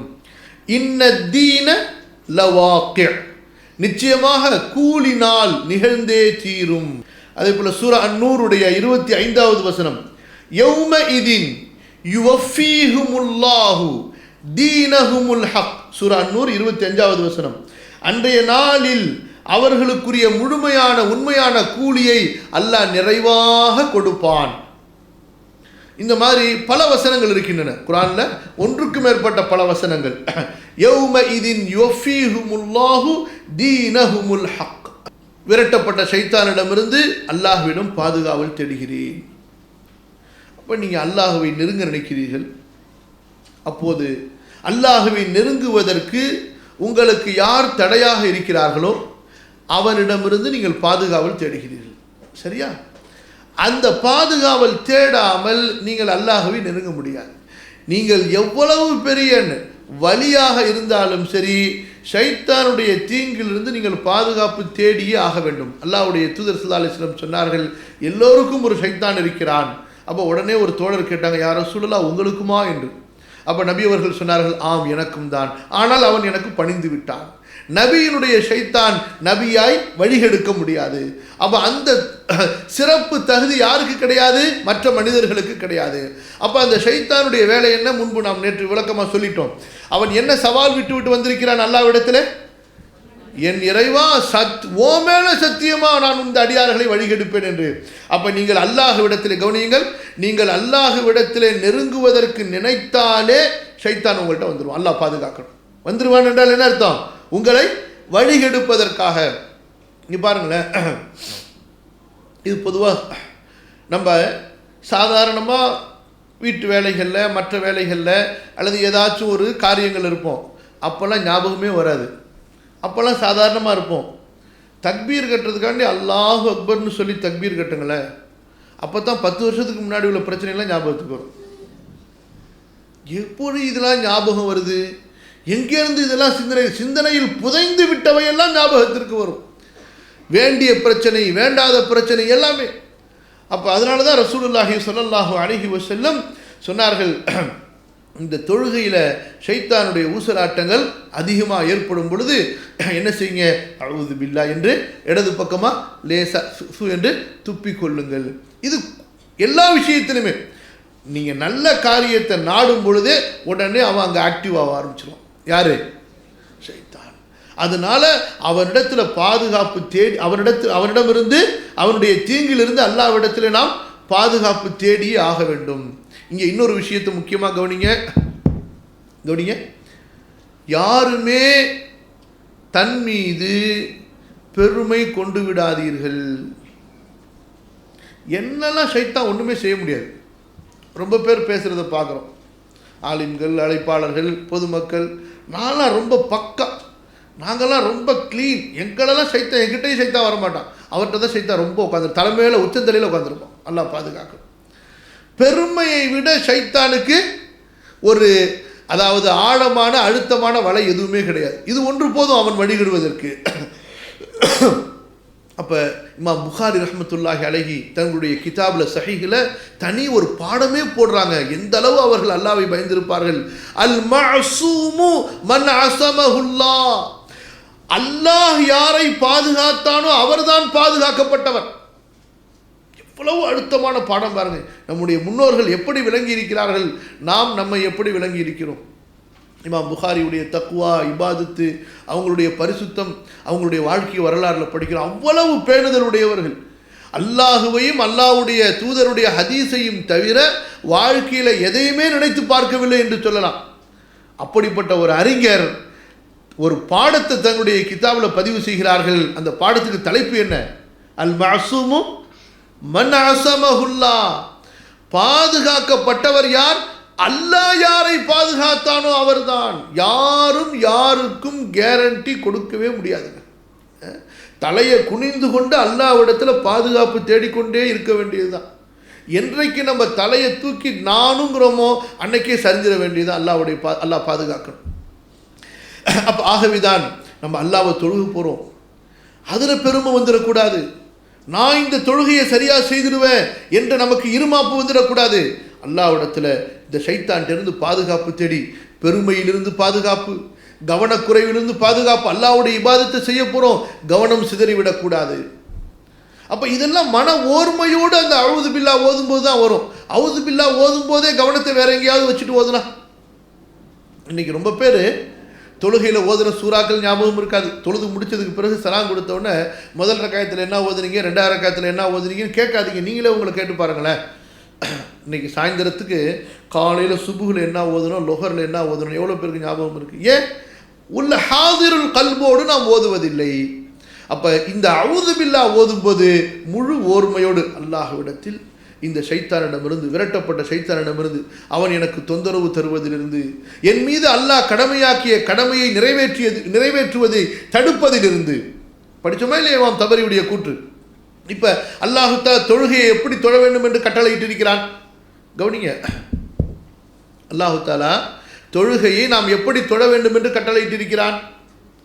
இரண்டு விதமான கட்டளைகள் அங்கே இருக்குது, நிறைய இருக்குது. அதில் ஒரு ரெண்டு விதமான கட்டளைகளை இப்போ நம்ம சொல்கிறோம். ஒன்று, கத் அஃப்லஹல் முஃமினூன் அல்லதீன ஹும் ஃபீ ஸலாத்திஹிம் ஹாஷிஊன், உள்ளம் அச்சத்தோடு இருக்க வேண்டும், உள்ளம் பயத்தோடு இருக்க வேண்டும். வகூமு லில்லாஹி கானிதீன், பணிவோடு இருக்க வேண்டும். தொழுகையை தக்பீர் கட்டும்போது அல்லாஹு அக்பர்னு சொன்னதிலிருந்து அஸ்ஸலாமு அலைக்கும் என்று சொல்கின்ற வரை ஒரு பேரரசனுக்கு முன்னால், மிகப்பெரிய ஒரு வல்லவனுக்கு முன்னால், ஒரு பேரரசனுக்கு முன்னால், மிகப்பெரிய வல்லவனுக்கு முன்னால், மிகப்பெரிய குற்றவாளியாகிய, மிகப்பெரிய பலவீனமானவனாகிய, அதாவது நமக்கு கீழே ஒரு அடியானே கிடையாது, நம்மளை விட பெரிய பாவி குற்றவாளியே கிடையாது. அப்படிப்பட்ட ஒரு அடியானை போல அல்லாஹ்வுக்கு முன்னாடி கூனி குறுகி பணிந்து நிறுத்தல். அல்லாஹ் தஆலா தொழுகையை எப்படி நிறைவேற்ற சொல்கிறான் என்றால், கத் அஃப்லஹல் முஃமினூன் அல்லதீன ஹும் ஃபீ ஸலாத்திஹிம் ஹாஷிஊன், கல்பு பயந்திருக்க வேண்டும். அதே போல உடல்கள் எல்லாம் எப்படி பணிந்திருக்க வேண்டும். ஒரு பெரிய அரசனுக்கு முன்னாடி ஒரு பெரிய குற்றவாளியான அடிமை ஒன்று நிறுத்தப்பட்டால் அவன் எப்படி கூனி குறுகி பணிந்து நிற்பானோ அது போன்று நிற்க வேண்டும். அப்போ இப்படி அல்லாஹ் தொழுகையை நமக்கு தொழச் சொல்லியிருக்க அந்த தொழுகை நமக்கு நசீபாக வேண்டும் என்றால் முதல்ல என்ன செய்யணும்? அஊது பில்லாஹி மினஷ் ஷைத்தானிர் ரஜீம். அடுத்து தொழுகை ஆரம்பிக்க போகிறோம், அதில் குர்ஆன் ஆரம்பிக்க போகிறோம். பிஸ்மில்லாஹிர் ரஹ்மானிர் ரஹீம், அளவற்ற அருளாளன் நிகரற்ற அன்புடையோன் அல்லாஹுவின் பெயரால் நான் இந்த தொழுகையை ஆரம்பிக்கப் போகிறேன். இந்த தொழுகையிலே அல்லாஹ்வுடைய வேதத்தை ஓத ஆரம்பிக்கப் போகிறேன். இப்போ அல்லாஹ்வுக்கு பிடித்தமான வார்த்தைகள், பிடித்தமான இஸ்முகள் ரஹ்மான் ரஹீம் என்பது. அல்லாஹுவோடு அதை சேர்த்து, அல்லாஹ் என்ற அலம், அவனுடைய அந்த அடையாள பெயரோடு அதை சேர்த்து அல்லாஹுவின் பெயரை தொடங்கி நாம் இந்த இபாதத்தை ஆரம்பிக்கிறோம். அப்போ இபாதத்துகளாக இருந்தாலும் அல்லாஹ்வுடைய பெயர்கள் சொல்லப்பட வேண்டும். எங்கே அல்லாஹு தஆலா சொல்லி கொடுத்தானோ, அல்லாஹ்வுடைய தூதர் கற்றுக் கொடுத்தார்களோ அங்கே தான். எனவேதான் அதான் சொல்வதற்கு முன்னாடி பிஸ்மில்லா சொல்லலாமா? ஊரில் அதான் சொல்றதுக்கு முன்னாடி அஊது பில்லாஹி மினஷ் ஷைத்தானிர் ரஜீம், பிஸ்மில்லாஹிர் ரஹ்மானிர் ரஹீம் இப்படிலாம் ஓதிட்டு அதுக்கப்புறமா ஆரம்பிப்பாங்க. செய்யலாமா? அப்படி செய்யக்கூடாது. எங்கே அல்லாஹ்வும் அல்லாஹ்வுடைய தூதரும் கற்றுக் கொடுத்தார்களோ. மற்ற நம்முடைய உலக காரியங்கள், பொதுவான நல்ல ஹலாலான காரியங்கள் எதுவாக இருந்தாலும் சரி பிஸ்மில்லா ஓத வேண்டும். அப்போ அல்லாஹ்விடத்தில், யா அல்லாஹ், நான் இந்த தொழுகையை ஆரம்பிக்க போகிறேன், நான் இந்த குர்ஆன் ஓதுறதை ஆரம்பிக்க போகிறேன், உன்னுடைய பெயரை கூறி உதவி கேட்டு நான் ஆரம்பிக்கின்றேன், எனக்கு நீ இதை ஏற்ற அருள்புரிவாயாக. அடுத்து அல்ஹம்துலில்லாஹி ரப்பில் ஆலமீன். இந்த புகழுக்கு நீங்கள் வரீங்க. அகிலங்களை படைத்து பரிபாலித்து வளர்க்கக்கூடிய அல்லாஹ்வுக்கே எல்லா புகழும். அப்போ உங்களையும் நீங்கள் சொந்தமாக்கி கொண்டவையும், உங்களையும் கவனிங்க, உங்களையும் நீங்கள் சொந்தமாக்கி கொண்டவற்றையும், மேலும் நீங்கள் பார்க்கின்ற இந்த உலகத்தையும் நீங்கள் பார்க்காத உலகத்தையும், உங்களுடைய உலக இன்பங்களையும் உங்களுடைய மார்க்க கடமைகளையும் உங்களுக்கு சொந்தமாக்கி கொடுத்த அல்லாஹ்வுக்கே எல்லா புகழும். அல்ஹம்துலில்லாஹி ரப்பில் ஆலமீன். படைத்து பரிபாலித்து இந்த பிரபஞ்சத்தை எல்லாம் உருவாக்கி காத்து கொண்டிருக்கக்கூடிய அல்லாஹ்வுக்கே எல்லா புகழும் என்று அல்லாஹ்வுடைய அந்த நிஅமத்துகளுக்கு நன்றி சொல்கிறீர்கள். அர் ரஹ்மான் அர் ரஹீம், அவன் அளவற்ற அருளாளன் நிகரற்ற அன்புடையோன். மாலிகி யௌமித்தீன், மறுமை நாளின் தீர்ப்பு நாளின் அதிபதியும் அவனே. அப்போ இந்த மாதிரி அல்லாஹ்வுக்கு முன்னாடி நின்று அல்லாஹ்வை நாம் புகழ்கிறோம். இப்படி புகழும்போது அல்லாஹ்வுக்கும் நமக்கும் இடையிலே நெருக்கம் அங்கே ஏற்படுகிறது. தக்பீர் கட்டினீங்க, அதற்கு பிறகு நீங்கள் சனா ஓதுவதாக இருந்தால் சனா ஓதுனீங்க, வஜ்ஜஹத்து ஓதுனீங்க, அல்லது துஆவுல் மக்ஃபிரா செஞ்சீங்க. இப்படியெல்லாம் செய்துவிட்டு அப்புறம் குர்ஆன் ஓதும்போது விசேஷமாக அல்லாஹ்விடத்தில் தஅவூத் செஞ்சு பிஸ்மில்லா ஓதி பிறகு அல்ஹம்துலில்லாஹி ரப்பில் ஆலமீன்ல ஆரம்பித்து மாலிகி யௌமித்தீன்ல வந்து முடிக்கிறீங்க. இது ஒரு கட்டம்.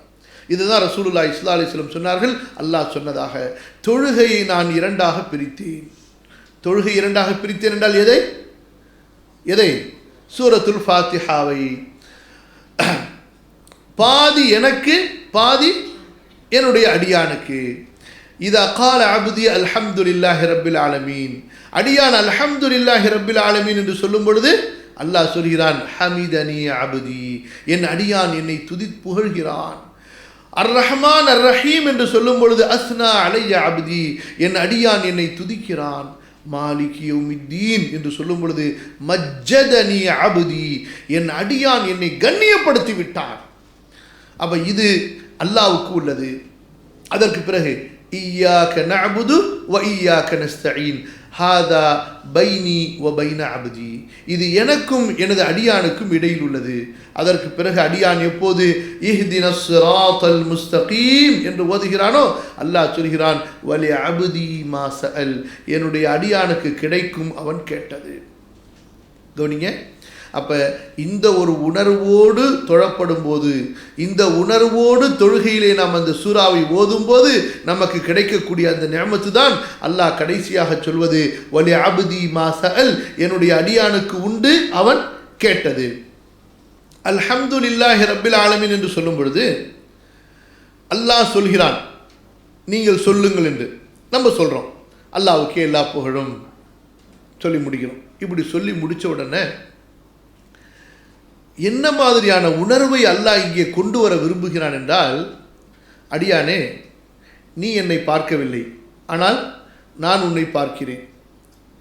நான் பேசுவதை நீ கேட்க முடியாது, ஆனால் நீ பேசுவதை நான் கேட்டுக்கொண்டிருக்கிறேன். நீ ஓதுவது என்னுடைய கலாம், நீ நிற்பது எனக்கு முன்னிலையில். தொழுகையில் நம்ம நிற்கிறோமே யாருக்கு முன்னிலையில்? அதனால தான் ரசூல் ஸல்லல்லாஹு அலைஹி வஸல்லம் சொல்கிறாங்க, நீங்கள் செருப்பு போட்டிருந்தீங்கன்னு சொன்னால் சுத்தமாக இருந்தால் அந்த செருப்பு போட்டுக்கிட்டே தொழுங்க. காலில் செருப்பு சுத்தமான செருப்பாக இருந்தால் செருப்பு போட்டுக்கிட்டே தொழுங்க. அப்படி இல்லை என்றால் அந்த செருப்பை கழட்டி எங்கே வைக்கணும் சொல்லுங்கள் பார்க்கலாம். மக்காவுக்கு போகிறீங்களே காபத்துல்லாஹ், செருப்பை கழட்டி எல்லாம் எங்கே வைக்கிறாங்க? எங்கே வைக்கிறாங்க?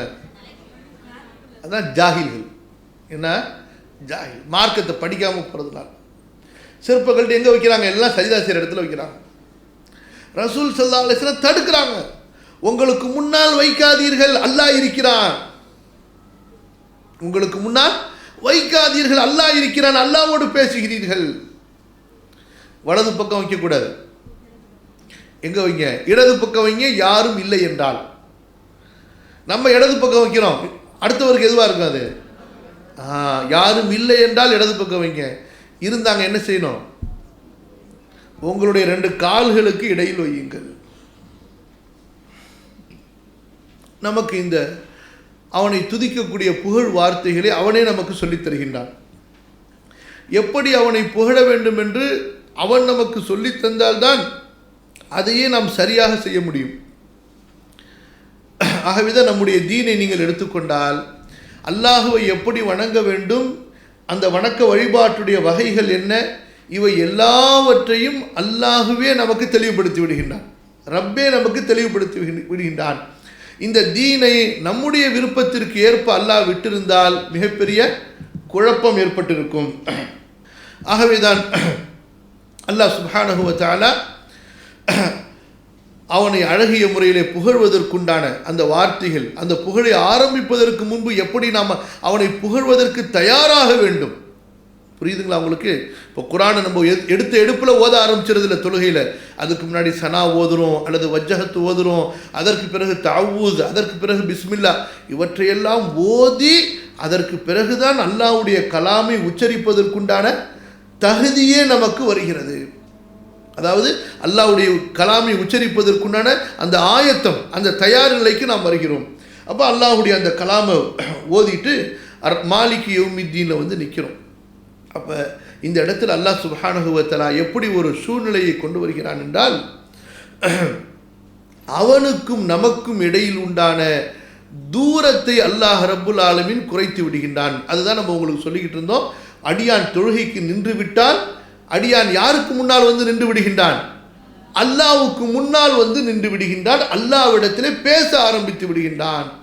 அப்போ ஆகவேதான் இங்கே இவ்வளவு தூரம் புகழ்ந்து வந்தவுடனே கடைசியாக அல்லாஹுக்கு உண்டான அல்லாஹுக்குரிய அந்த வாசகத்தை நம்ம சொல்லும் பொழுது, இப்போ மேலே சொன்னதெல்லாம் அல்லாஹுக்காக நாம் அவன் நம்ம மேலே கடமையானதை நம்ம சொல்கிறோம். இங்கே வரும் பொழுது இய்யாக நஅபுது, எப்படி இல்லை வாசகம்? இய்யாஹு நஅபுது, அவனையே நாம் வணங்குகிறோம் என்று இருக்கிறதா? உன்னையே வணங்குகிறோம் என்று இருக்கிறதா? எப்படி இருக்கிறது? உன்னையே நாங்கள் வணங்குகிறோம். அப்போ அல்லாஹ்வை நீங்கள் புகழ்ந்தீங்க படற்கையில், அல்லாஹ்வுக்கு எல்லா புகழும் என்று. இந்த 3 வசனங்களுக்குள்ளார உங்களுக்கும் அல்லாஹ்வுக்கும் இடையில் அவ்வளவு அழகிய நெருக்கம் ஏற்பட்டது. நீங்கள் அல்லாஹ்வுக்கு முன்னாடி வந்து விட்டதாக உணர்ந்தீர்கள். அப்போது நீங்கள் சொல்கிறீர்கள், அல்லாஹ்வே உன்னையே வணங்குகிறோம். இய்யாக நஅபுது வ இய்யாக நஸ்தஈன். சரி, நீங்கள் கவனிக்கிறதுக்காக வேண்டி தான் நான் சொன்னேன். அதாவது அவனையே வணங்குகிறோம் என்று இல்லாமல் வாசகம் எப்படி இருக்குது? உன்னையே என்று இருக்கிறது. ஏன் என்று சொன்னால், நம்ம ஆரம்பிக்கும் பொழுது அல்லாஹ்வுக்கு முன்னாடி பயந்து பணிந்து நாம் அவனை 3ஆம் அவனாக வைத்து பேசி கொண்டிருந்தோம். எப்போ நம்ம மாலிகி யௌமித்தீன் என்று முடிக்கிறோமோ அப்போ அல்லாஹ்வுக்கு நமக்கும் இடையில் அந்த தூரம் விலகி நமக்கும் அல்லாஹ்வுக்கும் இடையிலே நெருக்கம் ஏற்பட்டு விட்டது. அந்த நெருக்கத்தை உணர்த்தும் விதமாகத்தான் இப்போ அல்லாஹ்வுக்கு முன்னாடி நின்று நேரடியாக நம்ம பேச போகிறோம். நேரடியாக நம்ம தேவையை அல்லாஹ்ட்ட கேட்க போகிறோம். அப்போ சொல்கிறோம், இய்யாக நஅபுது, அல்லாஹுவே உன்னையே நான் வணங்குகிறேன். கவனிங்க, இப்போ நஅபுதுக்க என்று வாசகம் இல்லை. வாசகம் எப்படி இருக்கிறது? இய்யாக நஅபுது. நஅபுதுக்க என்றால் உன்னை வணங்குகிறோம், அவ்வளோதான். இந்த க என்ற லமீரை முன்னால் கொண்டு வந்து, அப்படி முன்னால் கொண்டு வருவதற்காக இய்யா என்ற ஒரு துணை எழுத்தை சேர்த்து இய்யாக உன்னையே வணங்குகின்றோம். கவனிங்க, இய்யாக உன்னையே, அதாவது உன்னை தவிர வேறு யாரையும் வணங்க மாட்டோம். இப்போ நஅபுதுக்க, இதற்கு நாம் தமிழில் சொல்லுகின்ற அர்த்தம் தான் உன்னை நாங்கள் வணங்குகிறோம் என்பது. இதற்கு அரபியில் என்ன விளக்கம் சொல்லப்படும்? இமாம் தபரி ரஹ்மத்துல்லாஹி அலைஹி சொல்லுகின்றார்கள், அல்லாஹும்ம லக்கல்லாஹும்ம நக்ஷஉ வ நதில்லு வ நஸ்தகீனு இக்ராரன் லக்க யா ரப்பனா பிர்ருபூபிய்யதி லா லிகைரிக. கவனிங்க, அல்லாஹ்வே உனக்கே பணிந்து பயந்து, உனக்கே நாங்கள் உள்ளத்தால் பயந்து பணிந்து அடக்கமாக உன்னை வணங்குகின்றோம். இக்ராரன் லக யா ரப்பனா பிர்ருபுபிய்யதி, படைப்பினங்களை படைத்து பரிபாலிக்கக்கூடிய அந்த ரப்பு என்ற அந்த தன்மை உனக்கே சொந்தமானது என்று ஒப்புக்கொண்டவர்களாக, நீதான் எங்களது ரப்பு என்று ஒத்துக்கொண்டவர்களாக ஏற்றுக்கொண்டவர்களாக உனக்கு முன்னால் உள்ளத்தால் பயந்து உடலால் பணிந்து உன்னை நாங்கள் வழிபடுகிறோம். அப்ப நஅபுதுக என்று சொன்னால் சும்மா வெறும் வணங்குறோம் என்ற அர்த்தம் நம்ம தமிழில் சொன்னாலும் அதனுடைய முழுமையான அர்த்தம் என்ன? உள்ளத்தால் பணிந்து உள்ளத்தால் பயந்து உடலால் பணிந்து நாம் உன்னை வணங்குகிறோம். அதாவது நீ என்னென்ன செயல்பாடுகளை செய்து உன்னை திருப்திப்படுத்த சொன்னாயோ அதை கொண்டு உன்னை திருப்திப்படுத்துகின்றோம். இப்போ நீ நிற்க சொன்ன நம்ம நிற்கிறோம், கையை தூக்க சொன்ன தூக்குறோம், குனிய சொன்ன குனிகிறோம், சுஜூது செய்ய சொல்ற சுஜூது செய்கிறோம், திரும்ப எழுந்திருக்க சொல்கிறாய் எழுந்திருக்கிறோம், திரும்ப எல்லாமே நீ என்ன சொல்கிறாயோ, என்னென்ன அசைவுகளை என்னென்ன அமைதிகளை நீ சொன்னாயோ அவற்றின் மூலமாக உன்னை நாங்கள் வழிபடுகிறோம். எப்படி? உள்ளத்தால் பயந்து உடலால் பணிந்து. அப்போ உள்ளத்தில் பயம் இருக்கணும், உடல்ல பணிவு இருக்கணும். அதனால தான் அங்கே பார்க்கறது இங்கே பார்க்கறது, கையை காலை அசைகிறது, சொரிகிறது, திரும்புறது, தேவையில்லாத வேலைகள் இதெல்லாம் தொழுகையில் ஹராமாக்கப்பட்டு விடுகிறது, தடுக்கப்பட்டதாக ஆகிவிடுகிறது. லக்கல்லாஹும்ம நக்ஷஉ வ நதில்லு வ நஸ்தகீனு. இப்னு அப்பாஸ் ரலியல்லாஹு அன்ஹு இந்த இய்யாக நஅபுது என்பதற்கு கருத்து சொல்கிறார்கள். முதல்ல இமாம் தபரி சொன்னதை பார்த்தோம். ஏன் தபரி சொன்னதை பார்க்கிறோம் என்றால், இந்த மாதிரி சஹாபாக்கள் மூலமா வந்திருக்கக்கூடிய எல்லா கருத்துகளையும் ஒருங்கிணைத்து இமாம் தபரி ஒரு கருத்து சொல்வாங்க. அதற்கு பிறகு ஒவ்வொரு சஹாபியிடமிருந்து வந்த அந்த கருத்துக்களை நமக்கு பதிவு செய்வார்கள். நீ பாருங்க, இப்னு அப்பாஸ் சொல்லுகின்றார்கள், இய்யாக நஅபுது என்று சொன்னால் இய்யாக நுவஹிது. சொல்லுங்க, இய்யாக நுவஹிது வ நகாஃபு வனர்ஜு யா ரப்பனா லா கைரக. எங்கள் இறைவா, உன்னையே நாங்கள், அதாவது உன்னை மட்டுமே, நுவஹிது என்று சொன்னால் கலப்பற்ற முறையில் உன் ஒருவனுக்கு மட்டுமே நாங்கள் இபாதத்து செய்கிறோம், ஆதரவு வைத்தவர்களாகவும் பயந்தவர்களாகவும். இப்னு அப்பாஸ் ரலியல்லாஹு அன்ஹு சொல்லக்கூடிய கருத்து, எங்கள் இறைவா, உன்னையே, உன் அன்றி வேறு யாரையும் இல்லை, உன்னையே உன் ஒருவனுக்கு மட்டுமே வழிபாடுகள் செய்கிறோம், உன்னை பயந்தவர்களாகவும் உன்னை ஆதரவு வைத்தவர்களாகவும். அந்த இபாதத் என்ற வார்த்தையில் இந்த 3 விஷயங்கள் இருக்கணும். ஒன்று, பணிவு இருக்க வேண்டும். இரண்டாவது, பயம் இருக்க வேண்டும். பிறகு அல்லாஹ் கடமையாக்கிய அந்த செயல்களை அந்த அச்சத்தோடு ஆதரவோடு செய்தல் இருக்க வேண்டும். இதைத்தான் இமாம் இப்னு கஸீர் ரஹிமஹுல்லா அவர்கள் விளக்கம் சொல்லும்போது இப்படி சொல்கிறார்கள், ஐ லா நஅபுது இல்லா இய்யாக, லா நஅபுது இல்லா இய்யாக, உன்னை தவிர வேறு யாரையும் வணங்க மாட்டோம். அடுத்த வார்த்தை என்ன வார்த்தை? வய்யாக நஸ்தஈன், உன்னிடமே உதவி தேடுவோம். அதாவது லா நதவக்கலு இல்லா அலைக்க, உன்னை தவிர வேறு யார் மீதும் நாங்கள் நம்பிக்கை வைக்க மாட்டோம், உன்னை தவிர வேறு யாரையும் நாங்கள் சார்ந்து இருக்க மாட்டோம். இமாம் இப்னு கஸீர் ரஹிமஹுல்லா இய்யாக நஅபுது வ இய்யாக நஸ்தஈன் என்பதற்கு விளக்கம் சொல்லும்போது, ஐ லா நஅபுது இல்லா இய்யாக, உன்னை தவிர வேறு யாரையும் நாங்கள் இபாதத்து செய்ய மாட்டோம். வலா நதவக்கலு இல்லா அலைக்க, உன்னை தவிர வேறு யார் மீதும் நாங்கள் தவக்குல் சார்ந்து நம்பிக்கை வைத்திருக்க மாட்டோம். வஹாதா ஹுவ கமாலு தாஅத்தி வத்தீனு யர்ஜிஉ குல்லுஹு, இதுதான் வழிபாட்டுடைய உச்ச நிலை. மொத்த தீனும் இதுக்குள்ளார தான் இருக்கு. அல்லாஹ் ஒருவனை மட்டுமே வணங்குவது, நம்முடைய எல்லா காரியங்களிலும் அல்லாஹுவை மட்டுமே சார்ந்திருப்பது. ஆகவேதான் இமாம் இப்னு கஸீர் சொல்லுகின்றார்கள், நம்முடைய சலஃபுகளிலே பலர் சொல்லி இருக்கின்றார்கள், அல் ஃபாத்திஹத்து சிர்ருல் குர்ஆன், சூரா ஃபாத்திஹா குர்ஆனுடைய ஒரு ரகசியம். வசிர்ருஹா ஹாதிஹில் கலிமா, சூரா ஃபாத்திஹாவுடைய ரகசியம் இய்யாக நஅபுது வ இய்யாக நஸ்தஈன் என்ற என்ற வார்த்தையில் இருக்கிறது. கவனிங்க, என்ன சொன்னார்கள்? குர்ஆனுடைய மொத்த ரகசியம் எதற்குள் அடங்கி இருக்கிறது? சூரா ஃபாத்திஹாவிற்குள் அடங்கி இருக்கிறது. சூரா ஃபாத்திஹாவுடைய ரகசியம் எங்கே அடங்கி இருக்கிறது? இய்யாக நஅபுது வ இய்யாக நஸ்தஈன். அதாவது இதற்கு இமாம் இப்னு கஸீர் விளக்கம் சொல்கின்றார்கள், ஃபல் அவ்வலு தபர்ருஉம் மினஷ் ஷிர்கி. கவனிங்க, ஃபல் அவ்வலு தபர்ருஉம் மினஷ் ஷிர்கி, முதலாவது ஷிர்கிலிருந்து விலகிக் கொள்ளுதல். இய்யாக நஅபுது என்பது என்ன? ஷிர்கிலிருந்து விலகுவது. வ இய்யாக நஸ்தஈன் என்பது தபர்ருஉம் மினல் ஹவ்லி வல் குவத்தி வத் தஃபீது இலல்லாஹி அஸ்ஸ வஜல். வ இய்யாக நஸ்தஈன் என்பது தன்னுடைய ஆற்றல், வலிமை, திறமை எல்லாவற்றிலிருந்தும் விலகி அல்லாஹ்வின் பக்கம் அனைத்து காரியங்களையும் ஒப்படைத்து விடுவது. இந்த ரெண்டு தான், உலகமே இந்த ரெண்டுத்துல தான் இருக்கு. ஒன்று என்ன? ஷிர்கிலிருந்து விலகி அல்லாஹ்வை வணங்குறது. ரெண்டாவது நம்முடைய உலக காரியங்கள். அந்த உலக காரியங்களில் நாம் யாரை மட்டும் சார்ந்திருப்பது? அல்லாஹுவை மட்டும் சார்ந்திருப்பது. இதைத்தான் அல்லாஹ் சுப்ஹானஹு வ தஆலா குர்ஆனுடைய பல வசனங்களிலே உறுதிப்படுத்துகின்றான். சூரா ஹூத் 123வது வசனம், ஃபஅபுதுஹு, நபியே நீங்கள் அவனை வணங்குங்கள், வதவக்கல் அலைஹி, அவன் மீது நம்பிக்கை வையுங்கள், வமா ரப்புக பிகாஃபிலின் அம்மா தஅமலூன், நீங்கள் செய்கின்ற காரியத்தை அல்லாஹ் கவனிக்காமல் இல்லை.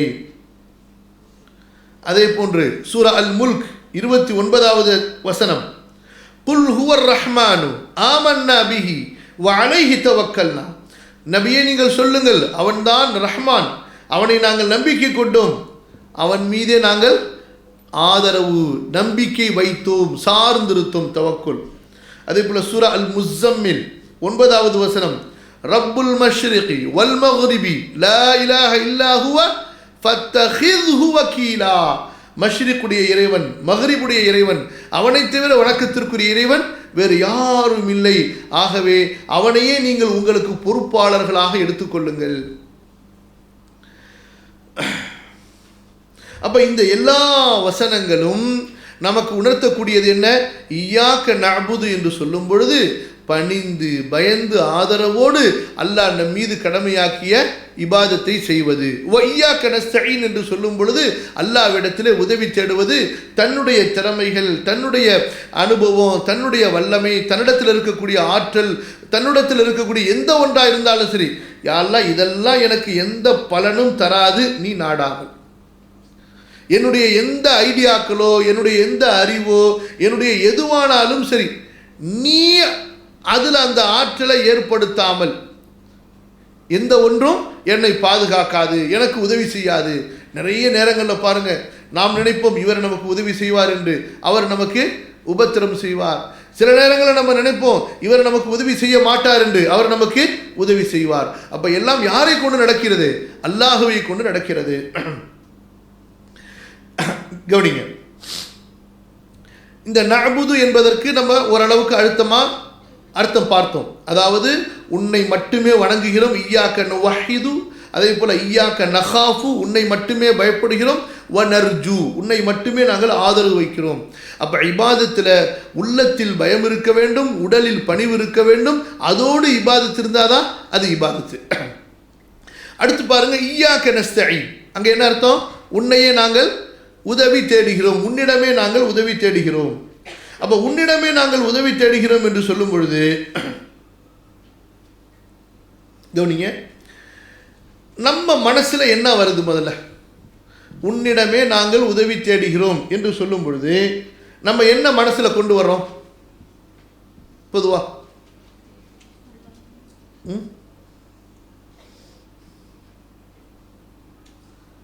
என்ன கொண்டு வரோம்?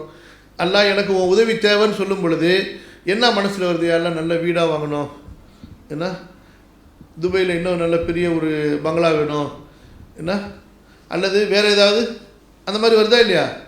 கண்டிப்பாக வரும். ஆனால் எது வரணும்?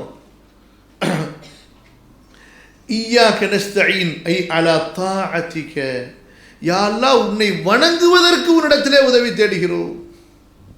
முதல்ல எது வரணும்? நியத்து, உன்னை வணங்குவதற்கு உதவி தேடுகிறோம். அதற்கு பிறகு எங்களுடைய துன்யாவுடைய எல்லா காரியங்களிலும் உன்னிடத்தில் உதவி தேடுகிறோம். அது உன்னை வணங்குவதிலிருந்து எங்களை தடுக்காமல் இருப்பதற்கும், உன்னை வணங்குவதற்கு எங்களை தூண்டக்கூடியதாக இருப்பதற்கும். நம்ம என்ன நினச்சிக்கிறோம்? அல்லாட்ட உதவி கேட்குறோம்ப்பா, பெரிய படிப்பு கிடைக்கணும், பங்களா கிடைக்கணும், பணம் கிடைக்கணும். மொத்தமாக நமக்கு முன்னாடி வந்து நிற்கிறது எதுதான் நிற்கிது? துன்யா தான் நிற்கிது. ஆனால் நம்முடைய முன்னோர்கள் ஒவ்வொன்றையும் எங்கே கொண்டு போய் நிறுத்தினார்கள்? எங்கே கொண்டு போய் நிறுத்தினார்கள்? புரியல. ஆகிரத்தோடு இபாதத்தோடு அமலோடு கொண்டு போய் நிறுத்தினார்கள். இப்போ உதாரணத்துக்கு பாருங்க, ஒரு துவா நம்மளும் ரொம்ப செய்வோம்.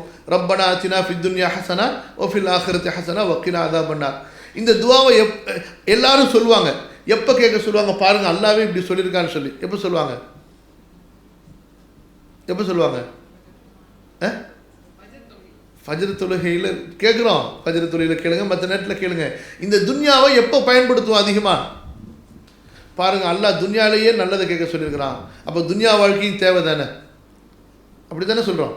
ரப்பனா ஆத்தினா ஃபித் துன்யா ஹஸனா, உலகத்தில் நல்லதை கொடு. பாருங்கள், துன்யாலையும் ஸ்டாண்டர்ட் லைஃப் வேணும், துன்யாலையும் நல்ல ஒரு தரமான வாழ்க்கை வேணும், அல்லாவே கேட்க சொல்லியிருக்கான் பாருங்கள் அப்படின்னு நம்ம எல்லாருமே சொல்கிறது உண்டு. பொதுவாக இல்மு இல்லாதவர்கள் சொல்கிறது உண்டு. ஆனால் ரப்பனா ஆத்தினா ஃபித் துன்யா ஹஸனா என்றும் வஃபில் ஆখিরাতি ஹஸனா என்று அல்லாஹ் சொன்னானே, அதை சஹாபாக்கள் எப்படி புரிஞ்சுக்கிட்டாங்க என்றால், ரப்பனா ஆத்தினா ஃபித் துன்யா ஹஸனா என்றால், யா அல்லாஹ் இந்த துன்யாவில் எங்களுக்கு நல்ல அமல்கள் செய்வதற்கு வாய்ப்பை கொடு, அமல்களை எங்களுக்கு கொடுனாங்க. வஃபில் ஆখিরাতি ஹஸனா என்றால் அதற்கு மறுமையில் எங்களுக்கு சொர்க்கத்தை கொடுன்னு சொல்லிட்டு நம்ம எப்படி விளங்கி வச்சிருக்கிறோம்? எல்லாம் காசு, துட்டு கொடு, துட்டு கொடு, எல்லாம் காசில் தான். அப்போ வையாக்க நஸ்தஈன் என்று சொல்லும் பொழுது என்ன அர்த்தம்? அங்கே யா அல்லாஹ் உன்னை வழிபடுவதற்கு நாங்கள் உதவி தேடுகிறோம். எனக்கு நீ செய்யக்கூடிய உதவியில பெரிய உதவி என்ன? என்னுடைய ஈமானை பாதுகாத்து தருவது, உன்னை வணங்குவதற்கு நீ எனக்கு அருள் கொடுப்பது. அப்போ இதுதான் இமாம் கதாதா சொல்லுகின்றார்கள். இந்த இய்யாக்க நஅபுது வ இய்யாக்க நஸ்தஈன் என்ற வசனத்தில் யஅமுருக்கும் ரப்புக்கும் அன் துஹ்லிஸு லஹுல் இபாதா வ அன் தஸ்தஈனூஹு அலா அம்ரிக்கும், உங்களுடைய இபாதத்தை அல்லாஹ்வுக்கு மட்டுமே பரிசுத்தமாக செய்ய வேண்டும் என்றும் இந்த காரியத்தில் அல்லாஹ்விடத்தில் நீங்கள் உதவி தேட வேண்டும் என்றும் அல்லாஹ் உங்களுக்கு கட்டளையிடுகின்றான். இமாம் அபூ ஜாஃபர் ரஹிமஹுல்லா இதற்கு முன்னாடி சொன்னது இமாம் இப்னு கஸீருடைய விளக்கம். இமாம் தபரி ரஹிமஹுல்லா சொல்கிறார்கள், வையாக்க நஸ்தஈன், அதாவது ரப்பனா நஸ்தஈனு அலா இபாதத்திக, எங்கள் இறைவா அலா இபாதத்திக இய்யானா, உன்னை நாங்கள் வணங்குவதற்கு உன்னிடத்திலே உதவி தேடுகிறோம். வ தாஅத்திக லனா, உனக்கு நாங்கள் கீழ்ப்படிவதிலே உன்னிடத்திலே உதவி தேடுகிறோம். வ ஃபி உமூரினா குல்லிஹா, எங்களுடைய எல்லா காரியங்களிலும் உன்னிடத்திலே உதவி தேடுகிறோம். லா அஹதன் சிவாக்க, உன்னை தவிர வேறு யாரிடத்திலும் நாங்கள் உதவி கேட்க மாட்டோம். ஏனென்றால் சிலைகளை வணங்கக்கூடியவர்கள் சிலைகளிடத்திலே உதவி தேடினார்கள். அல்லாஹ் அல்லாத படைப்புகளை வணங்கக்கூடியவர்கள் வணக்க வழிபாடுகளை படைப்புகளுக்கு செய்து அந்த படைப்புகளிடத்திலே உதவி தேடினார்கள். அல்லாஹ் நமக்கு கற்றுத்தருகிறான், முவஹிதுகள் தௌஹீதுவாதிகளாகிய நீங்கள், அல்லாஹ் ஒருவனை மட்டுமே நம்பிக்கை கொண்ட நீங்கள் வணக்க வழிபாட்டை அல்லாஹ்வுக்கு மட்டும் பரிசுத்தமாக ஆக்கி வைத்து அந்த அல்லாஹ்விடத்தில் மட்டுமே நீங்கள் உதவி தேடுங்கள். சுப்ஹானக்கல்லாஹும்ம பிஹம்திக அஷ்ஹது அன் லா இலாஹா இல்லா அன்த அஸ்தக்ஃபிருக வ அத்தூபு இலைக்.